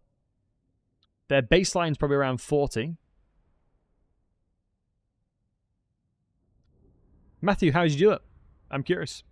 I focus on all my resources in one tower and build tall. Yeah, it makes sense. That is a strategy that would work. Because that's, like I said, that's one of the cool things about Chorse is, you know, you have a lot of variety in which you can do, you know? That's the cool thing about them. But they have the lady on their side. They do that the lady. True. Small general tips / guides would be nice too, I think. As I said, I always have problems transitioning into late game in general. Either the infrastructure is behind. Yeah, Gemma, thank you. Yeah, good question.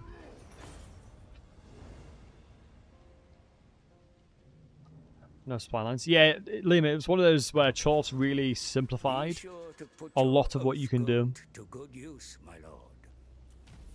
The clan honor. I am the White Dwarf. I could have just let Torok just exist and It is time. be around, but guess not. So we'll go in Grimmir's Resolve for more of his ability. You know who I am. You know who I am, indeed.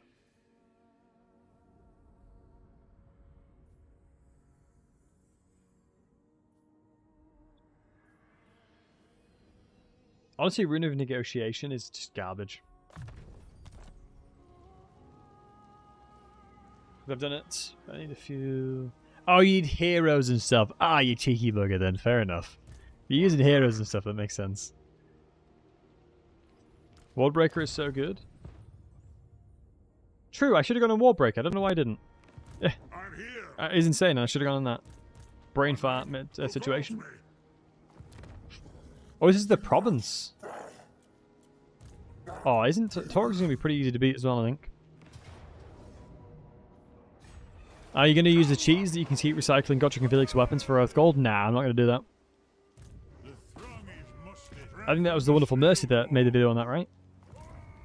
Oh, can't actually reach. That sucks. Getting training on this army would be huge.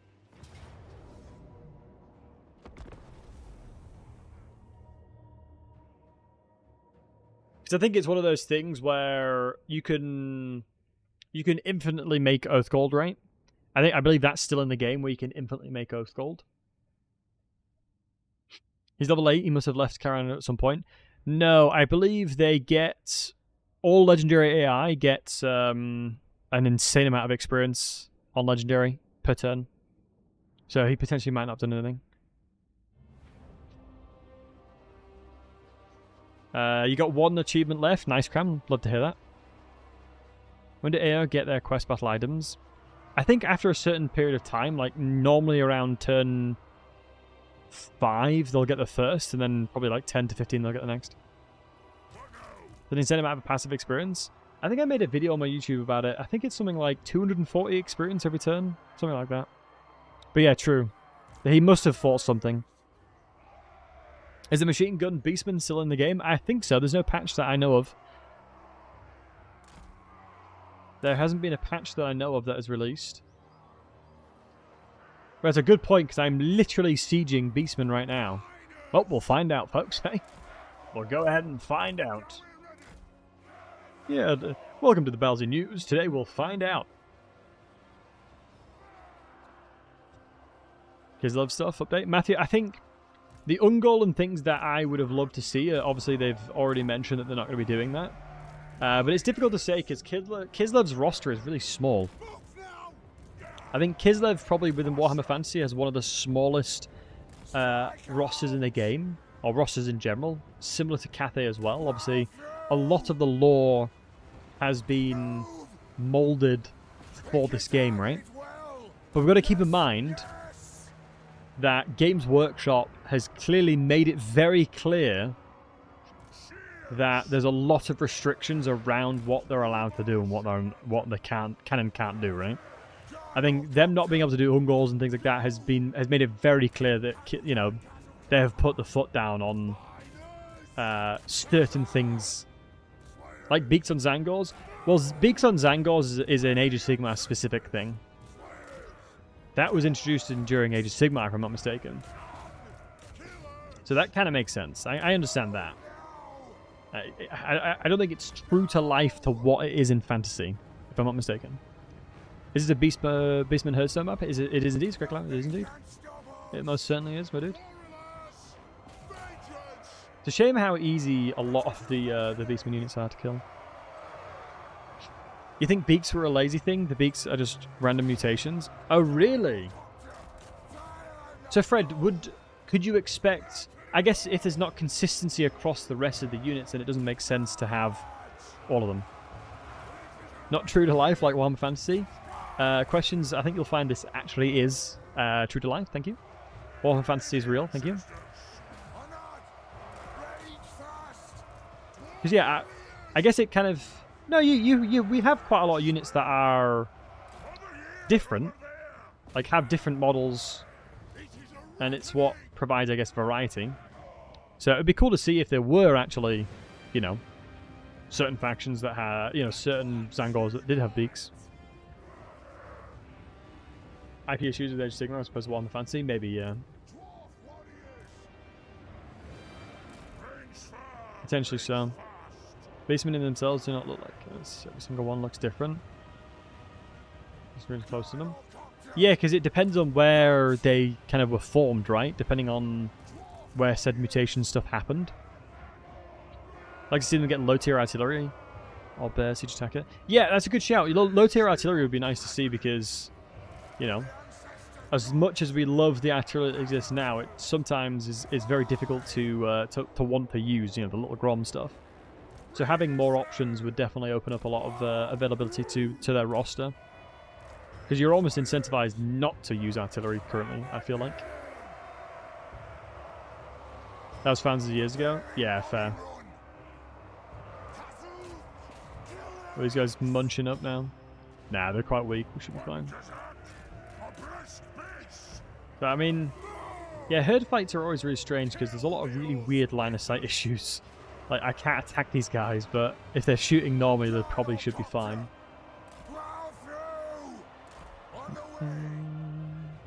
I needed to have my Slayers over here.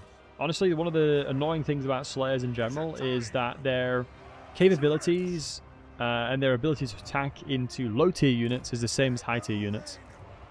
Like, I forgot we named this Roundy, Pointy, Hurty, Whack. Can't remember who asked for this thing, but we'll find out. Who asked for this again? It was Raziel, wasn't it?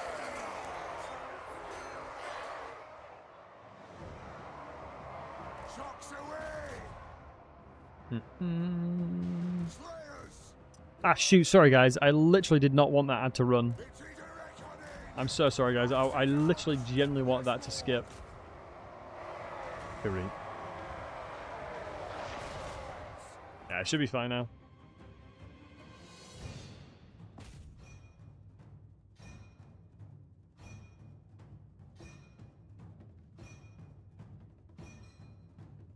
Alright. Just need my anti-large against their large stuff. What dwarves changes? for me personally, the dwarf changes I would love to see is Malachi McKayson bringing forward, Spirit of Grungdi, so Thunder Barges. What I would love to also see is Rune Golems, the ability to have a more diverse roster for the... Yeah, Replenishment Hero would be huge as well. So a Replenishment Hero, like a Ranger for the Dwarves, would be huge. As one of the biggest factors towards the Dwarves is they're one of the huge outlining weaknesses, obviously, the lack of replenishment. Yeah, Brewmaster Hero, yeah, like a Ranger, Bugman Hero, love that. Would love that.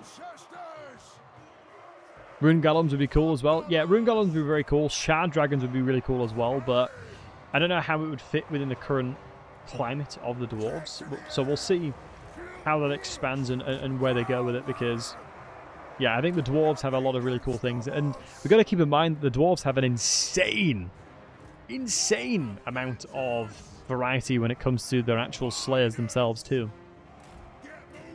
You think Shard Dragons are Age of Sigmar? I don't think so, are they? I don't think Shard Dragons are. I thought they were fantasy. Yeah, Warhammer Fantasy Wiki. Yeah, they're on the Warhammer Fantasy Wiki. I don't believe they're specific to it. Yeah, Shard Dragons on the Warhammer Wiki and Warhammer Fantasy. Yeah, this is what a Shard Dragon is. And I believe dwarves leveraging, like, Rune Lords have the capabilities of controlling them. Like, see an Engineer Lord too? Well, like a generic Engineer Lord, not like Malachi McKayson and stuff like that.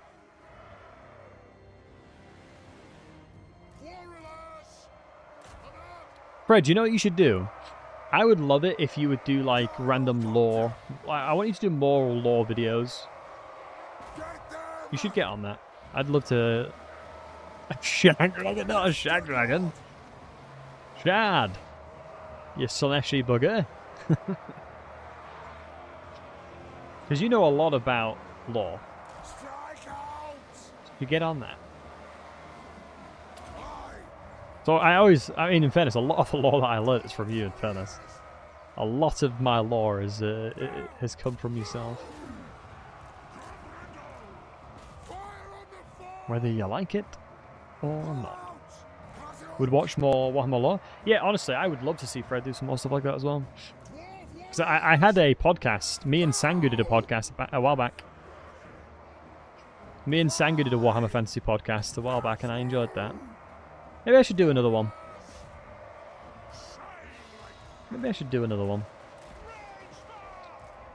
Would you guys be interested if I made a format for a not like podcast-ish podcast, but podcast-ish, where we'd be very specifically scoping into certain elements of lore and dissecting it and talking about really cool parts about it, and then maybe once a week I would pick something specific to talk about and then really deep dive into the cool elements of it. For example, talk about Vlad von Carstein, talk about the von Carsteins in general, and dissect their influence and the thing that they've done within the Warhammer Fantasy world. I think it'd be quite an interesting watch, that. Would that be something you guys would be interested in? Like a Ricky Gervais show, funny cartoons go along with lore. Yeah, true. Christ, dead bodies. Yeah, there's a lot of dead stuff right here. To learn more lore for yourself too. Soulcrux, that's a really good shout. Yeah, that is a good point. It'd be a really good test to learn more. You'd watch that? You'd be interested? Oh, cool. Yeah, maybe that's something I should look into then.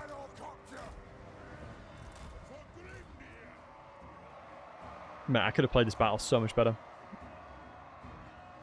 Never knew that I got your nose trick with Vlad. He'd get very angry. Yeah, definitely. He would be fuming. We're missing Demon Slayer generics. Yeah, we're missing like Dragon Slayers. We're missing Demon Slayers. We're missing a lot of really cool variants of Slayers, which is a shame. Like, people really underestimate the sheer variety of Slayers that we have available to us in lore. But I guess they probably have to be very careful, and maybe potentially even Games Workshop is making them be careful, because the second you start adding more Slayers in, Ungrim gets devalued significantly. And as we know, with everything we've seen so far, power creep is real. And so we'd expect that the newer Slayers would be way better than the older Slayers. Yeah, be a bit of a mess. Because Ungrim has been done dirty in that respect. He has been a little bit done dirty there. That's like every DLC unit. Oh, that's just how it is. Yeah. Well, I mean, the ambushers. Oh my goodness. Do you get... Type a 1 in the chat. Do me a favor, guys. Type an uno 10 in the chatto if you remember and used the ambushers when they were really OP. Even more OP than this. Type 1 in the chat if you did. I'm curious to see how many people in the chat leveraged and used how OP ambushers were on release. Type 2 if you didn't, but you know about it. Never bought the DLC? That's fair. Type 2 if you didn't then. 1 if you leveraged them and used them. Type 2 if you didn't.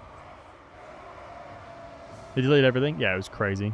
Didn't buy it yet? Wolf? Yeah, that's fair. Are you waiting for the new updates towards it?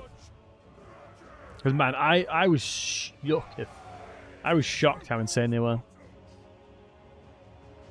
I'm here for personality declares about the game. Much love, Cram. Much love, much love. The news? That's fair. Might get out to update. With everything we've seen so far, guys, are you likely to get the game, you think? Or likely to get the Shadows of Change? What's everyone's thoughts? Where are we at the moment with it? Are you guys likely to pick it up? Not likely? Not quite there yet? Yeah, I'd love to hear your thoughts. You pre-ordered it? Yeah, I had the advantage of being a content creator. I was given it. You hate them? That's fair. Not likely to get them. None of the factions interest me very much. That is a very fair comment. Probably buy it. I like playing as Kislev, depending on what they get. Yeah, that's a good plan. Yeah, good shout. Yeah, Kislev are very cool. I've always been a big fan of Kislev. I think Kislev has a... Maybe this is not an opinion shared, but I think in a lot of ways Kislev roster becomes very boring because of the lack of diversity. It's like, oh, I'm playing an early game Kislev campaign. Oh, I'm recruiting Corsairs for the first 30 turns. Oh, I'm using armored Corsairs now, guys, don't worry. Oh, okay, now I'm going to be starting to use the ambushers. And you don't really get a chance to use Streltsies because of the line of sight issues. You bought every DLC but played like 2 factions? Yeah, that's fair. But the weird thing is, I don't feel that way with Cathay. They have lack of diversity now. Only if you're playing Mother Ashtankia. Mother Ashtankia takes away that lack of diversity, but you're playing Mother Ashtankia, you know? I remember when I did a battle. I played and did a battle as Mother Ashtankia, and I killed my enemy without even attacking them. I literally didn't even hit them once and won as Mother Ashtankia. Because I cursed them. When they moved, they took damage. And I literally just walked around constantly like this, making them shift to position. Crazy. A bear missile is insane. It really is. But yeah, GPLR, are you likely to pick up Thrones of Decay? For me, Thrones of Decay is what I'm looking forward to the most, if I'm honest with you guys. All 3 of those factions are in my top 3 list. Well, top 5 list, you could say. Top 5 list. Everything in Thrones of Decay, love them. Nurgle, love them. Empire, love them. And Dwarves... Do not shame your ancestors, dammy brethren, for the dammy's crown. Yeah, I love me Dwarves. Most hype DLC? Yeah, me too, man. Sounds like something Nagash would do. Dude, having Nagash in game would be insane. How can I help? I think people underestimate the strength of Nagash because of all the plot armor. Man, Nagash has been done dirty by all the plot armor on him. It's like when he was fighting Sigmar, and he's got like, I think he had like the crown of Nagash or whatever, so he was immune to his magic, and it was like, oh, how did that happen? Bruh, come on. You play Dwarves 95% of the time? Me too, Wolf. Honestly, I load up a campaign, I'm like, Yeah, let's play the dwarves.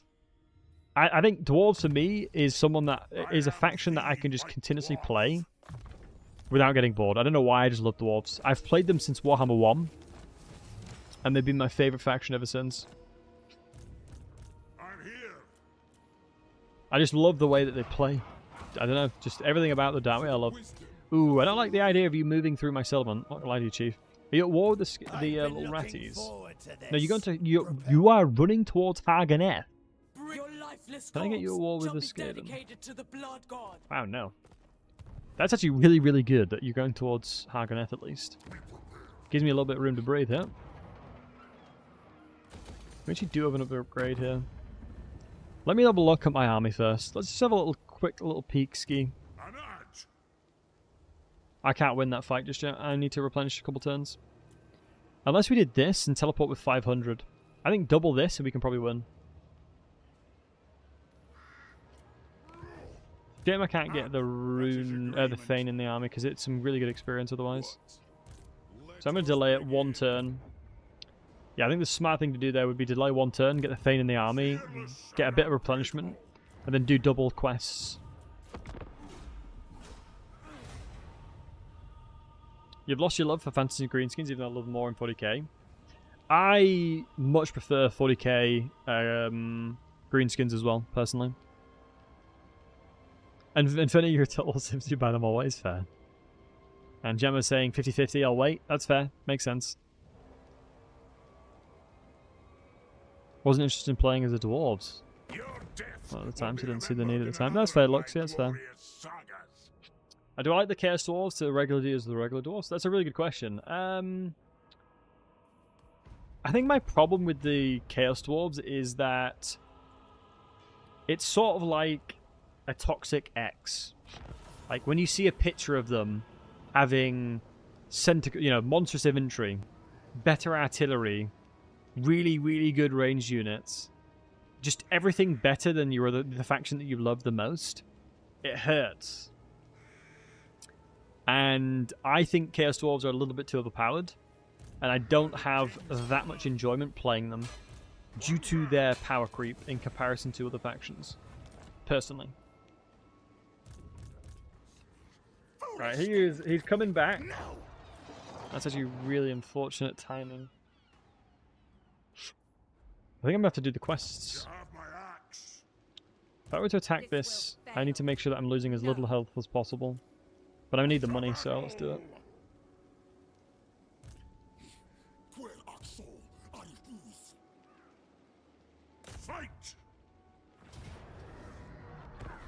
Who's Grommy here? But I think Chaos Dwarves are just like, they've got magic as well. I think I really like playing them, it's just they're not quite the same for me. They're not quite the same as normal dwarves because normal dwarves are simplified. They are what they are. They are what they say on the tin. Do you know what I mean? Chaos Dwarves are like, you've just got freaking everything. Everything you just have. And it's the same thing for me with Skaven. I like playing Throt more than Ikit because I think Ikit is very, very, very, very strong. Like, insanely powerful, right? And so I don't have as much fun, personally, as you could consider me a very experienced player. I've played Skaven a lot. And so I definitely don't have as much fun anymore with playing them. I like stuff that is simplified and not too strong. Especially since I've played the game for like 2,000 plus hours now. Closing on 2,100.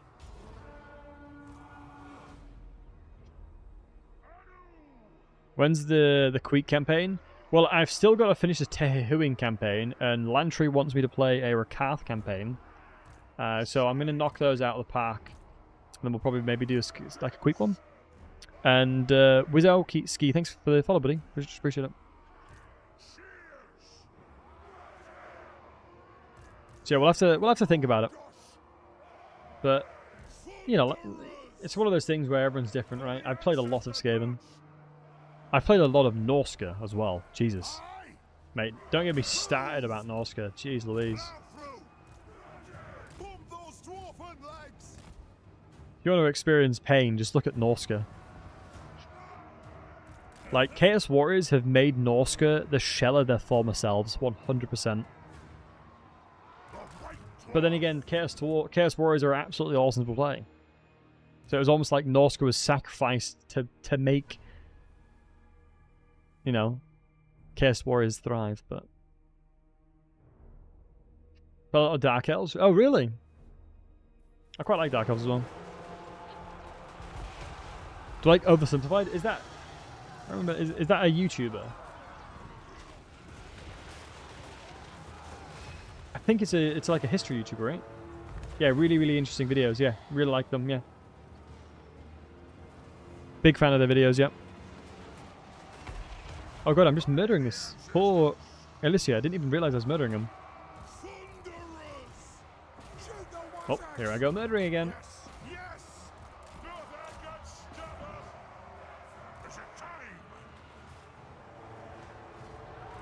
Had a really nice positioning here to kill everything as soon as they came in. Very happy with that. Make animated history videos? Yeah, Matthew. Yeah, Matthew, love the guy. Very good videos. I haven't watched him in a little bit of time, but definitely there's certain things that I've watched that are really good fun to watch. One of my favorite Warhammer 2. Because his new start position. I guess, is it like, did you like the fact that you started in Kazakarak? On the Silver Road? For me, I prefer him having his own start location because I felt like it devalued Grombrindal sharing a start location. But that was kind of, you know, my feelings with it. Just near other dwarves, yeah, that's valuable. Yeah, that's valid, yeah. He's definitely in isolation for sure. What will they do first? Add the Red Duke, fix Norska, or release mid-level 3? Probably mid-level 3 at this point, I'm telling you. I think if they're working on a new game, I hope to God it's Warhammer 40k Total War. Oh my goodness. Imagine 40k Total War. Obviously they'd have to be very careful with how they approach it and how they scope the world specifically, because yeah, you gotta be careful with that. You don't want 40k at all, really? Wow. Everyone grab your pitchforks. I'm joking. Yeah, I would love 40k.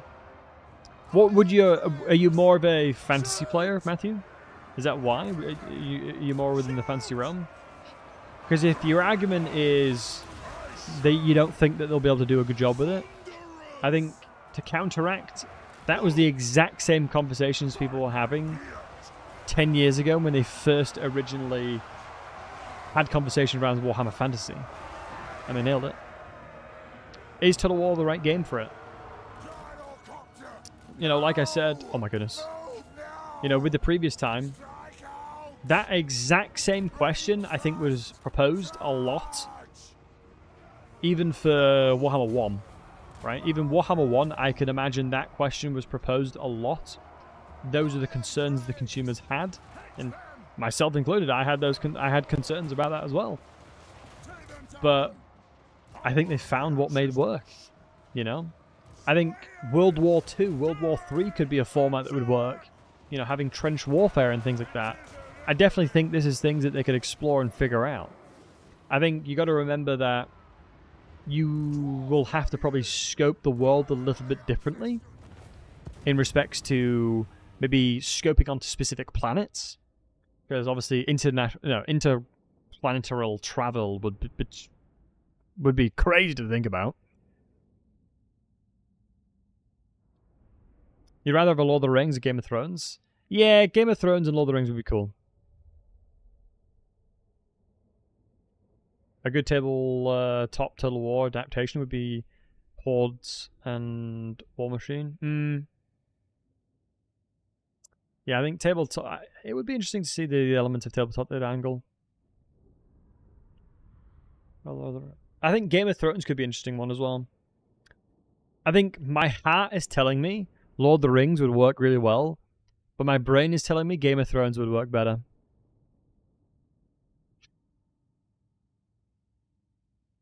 There is a Total War Warhammer 1 already. The game one. Wait, is there?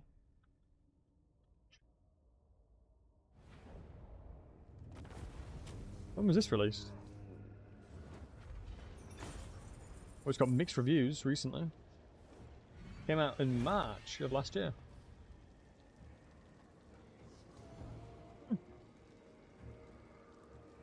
I actually haven't checked this out. Is it any good? Grackle. Also, Grackle, good to see you, buddy. Good to see you, dude. Oh, do I loot and occupy for the money? I think I do. Cash-wise, we kind of need to. Wait, this was a tier 3? Oh my goodness. I can recruit. Ooh, I can make bridge throws here. A blessing from the Lord! A blessing from the Lord! Right, I really need to figure this out.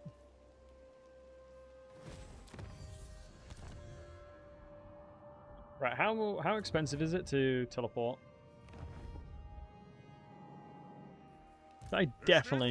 This army is definitely in a position where I can be fine. I really don't want to lose these guys because rank 6 is pretty tasty. The dwarfs need me.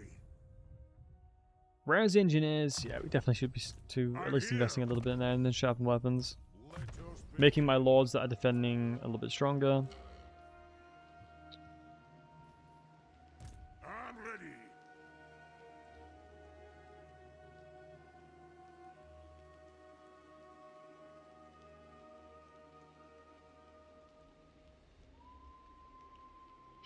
Alright.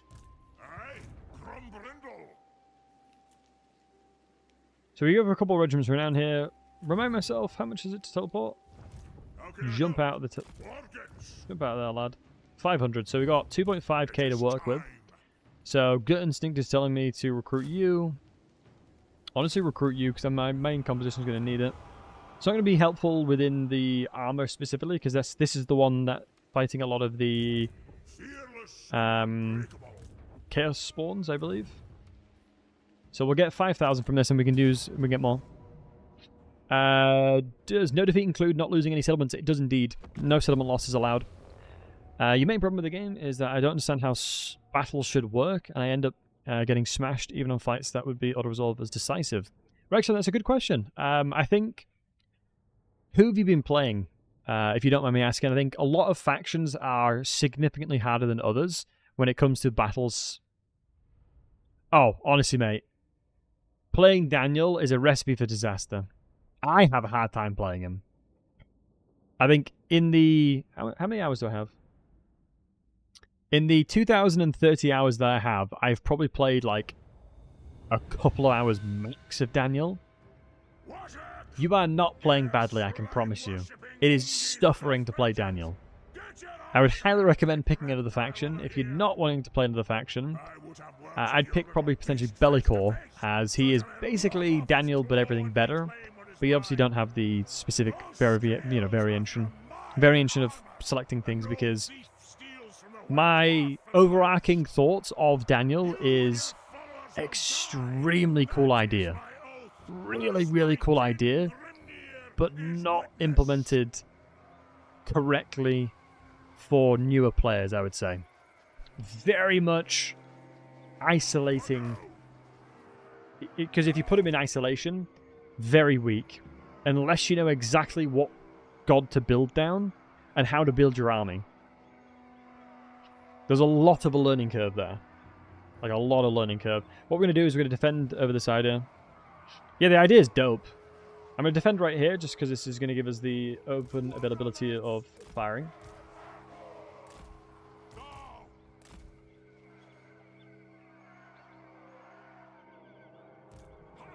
I got the triple slayer, the quadruple slayers, excuse me, that's going to be positioned for the chaos spawns that come out here, here, and here, I believe. Gyrocopter is going to be positioned to shoot the general. That's what we're going to want to do. But yeah, honestly, Rixton, truly, I wouldn't worry too much about losing a lot as playing as Daniel. Yeah, like I said, I myself have difficulties playing him sometimes, as he's got a lot of RNG involved in the beginning of the campaign as well. Send you over there. What we're going to do is have a heavy line of slayers in the front. We're going to get double that. We probably should checker box them just to ensure that we can have consistent line of firing. I'm going to actually move them a little bit further up. Because then it'll allow for elevation for my Thunderers and the likes of the... What do we call them? Short legs, short beards. That's what somebody named them. The Iron Drakes, in other words. From memory, I don't believe I'm going to get flanked. They changed the way this quest battle works. Beforehand, you used to get... You didn't get flanked beforehand. But now they've changed that. Can you beat the other dwarves somehow?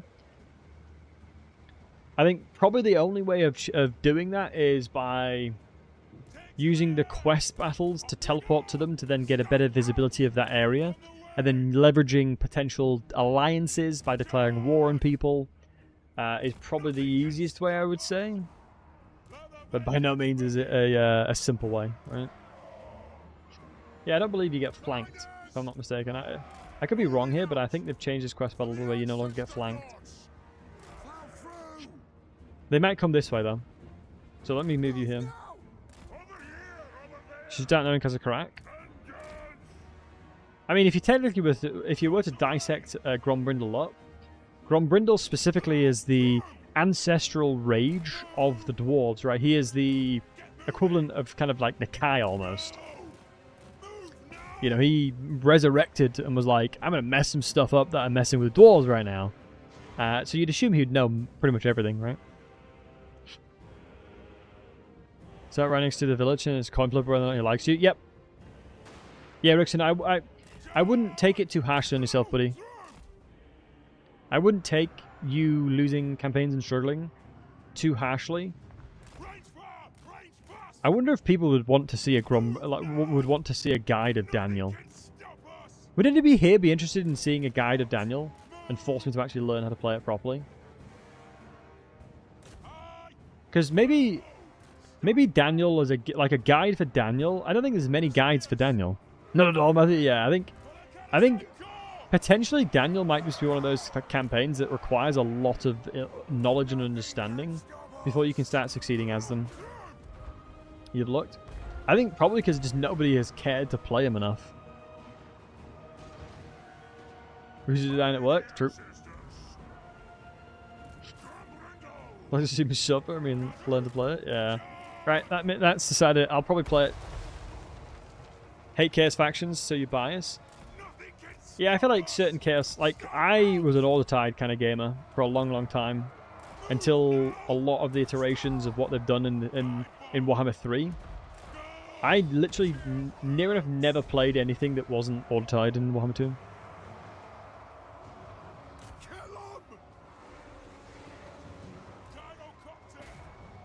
Jesus, that breath attack is not tasty.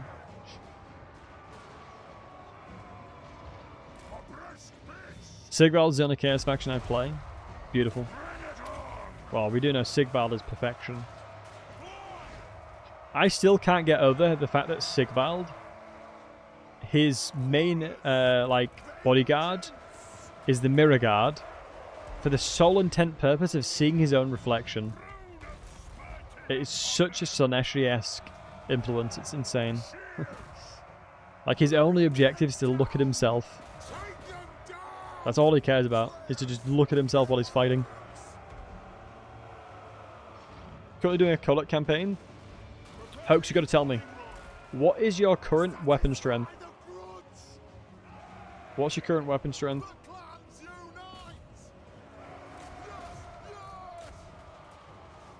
So that depends on how many vassals you've got, right?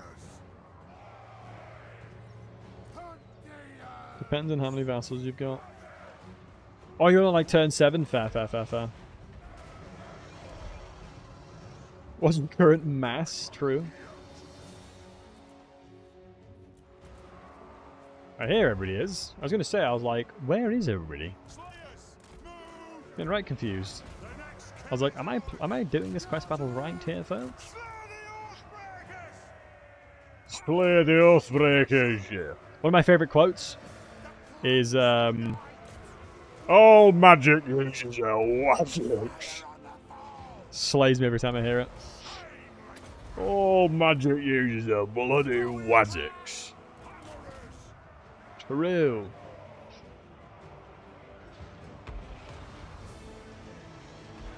All magic users are Waziks.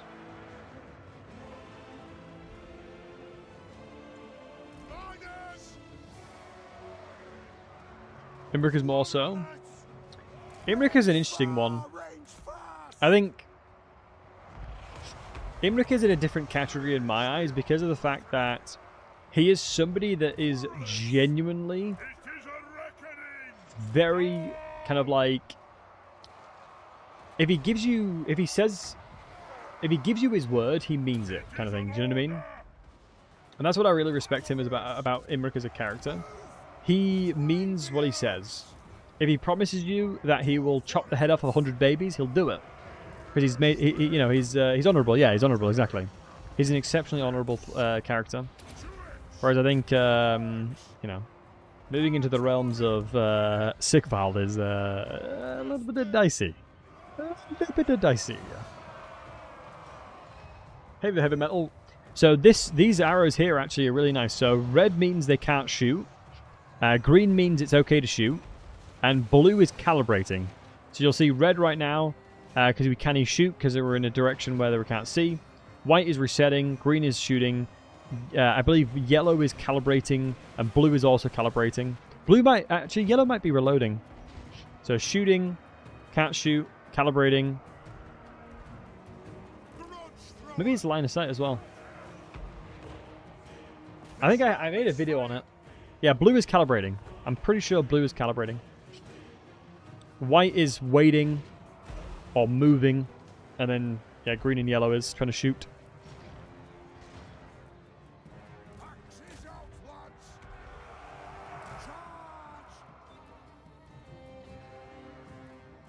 But I hope that helps heavy metal. Basically, green is good. Red is bad. Blue is okay.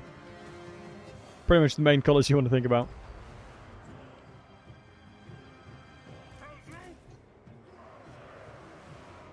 Right, my boy Grommy is just chasing them all off. Oh, there's still some chaos spawns over here that I did not see. So I need to leg it. Fire it roll on again. Hopefully Grommy can come back in time.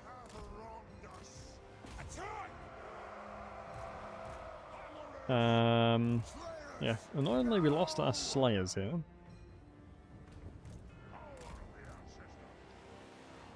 I think the Hammerers will probably be okay. What I want to do is put the Hammerers together alongside the Slayers so they can share their HP pool and help each other out. Same over here as well. Oh, they'll absolutely go ham here. And as you can see, the range units will go ham too. I'm just trying my best here to take as minimal casualties as possible. I don't necessarily mind taking damage on single entities. It's obviously not as detrimental in my eyes because 9 times out of 10 it's a lot easier to maintain HP in a fight of a single entity than it is of a unit, right?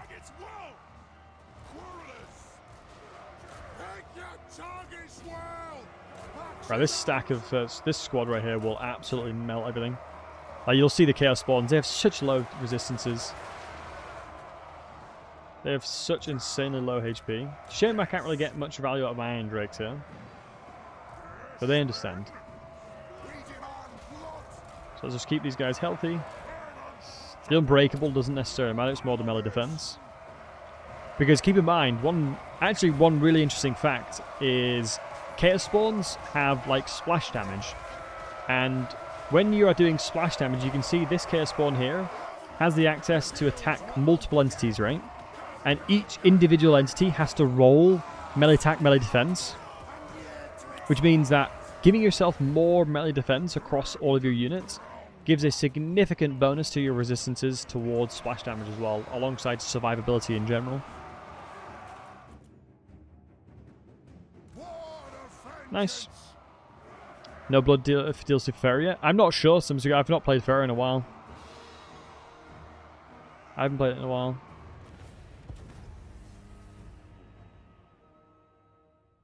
Your boy has not played it in a while, I'll be honest. I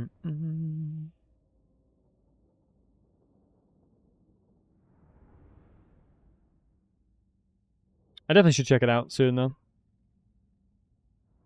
You lose melee attack a lot faster with fatigue than you do melee defense. But you got to remember the baseline calculation will always benefit melee defense as well. Because 35% base plus melee attack minus enemy melee defense. So the way that it kind of like functions, ensuring that you have melee defense over melee attack is always important.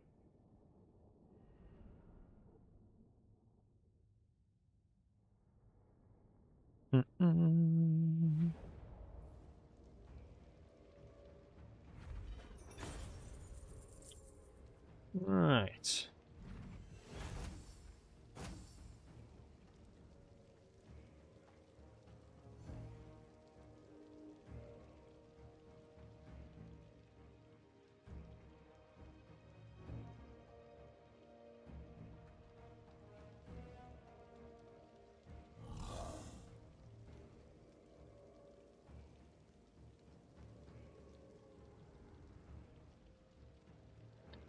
Right, folks, what I'm going to have to do is love you and leave you.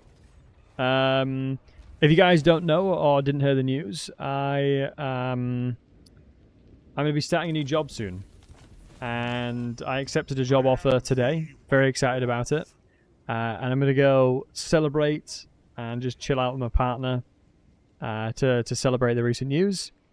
My favourite faction to play is probably Belegar. Love Belegar, or Dwarves in general. But yeah, I really do appreciate... what job is it? It is a Cloud Center of Excellence product owner. Is the role that I've accepted. Much love to you guys. Each and every one of you beautiful, fine folks are fantastic. I hope you guys have a blessed rest of your morning, evening, night, wherever you are in the world. We're going to go raid the wonderful Super Sangu. Love that guy to bits. He is always someone that will... I think he's maybe one of my most long-standing friends on Twitch. Love the guy to bits, so we'll go say some love to them. And to all the folks that hung out from Mercy's chat, much love to you guys. Thank you very much for hanging out and maintaining and staying here during the Mercy raid. Appreciate you guys. What I'm going to do is, Skedaddle, Wolf, Winky, Matthew, Vane, Antiro, Harponite. A guy would be nice, yeah. I'll look into the guide. So yeah, guys, much love to everybody. Take care of yourselves. Have a fantastic rest of your morning, night, evening, wherever in the world. If I don't get the pleasure of speaking to you tomorrow, have a fantastic weekend as well. Good night, guys. Take care of yourselves. And make sure to say hi to Sangu. He's a great guy. And thank you again for the follows and the resubs. You guys are all amazing. Goodbye for now. Right, and then thank you, YouTube folks. Much love to you guys. Do take care of yourselves. And have a good one, boys. Let me find out what the thing is. Yeah, much love, boys. Take it easy.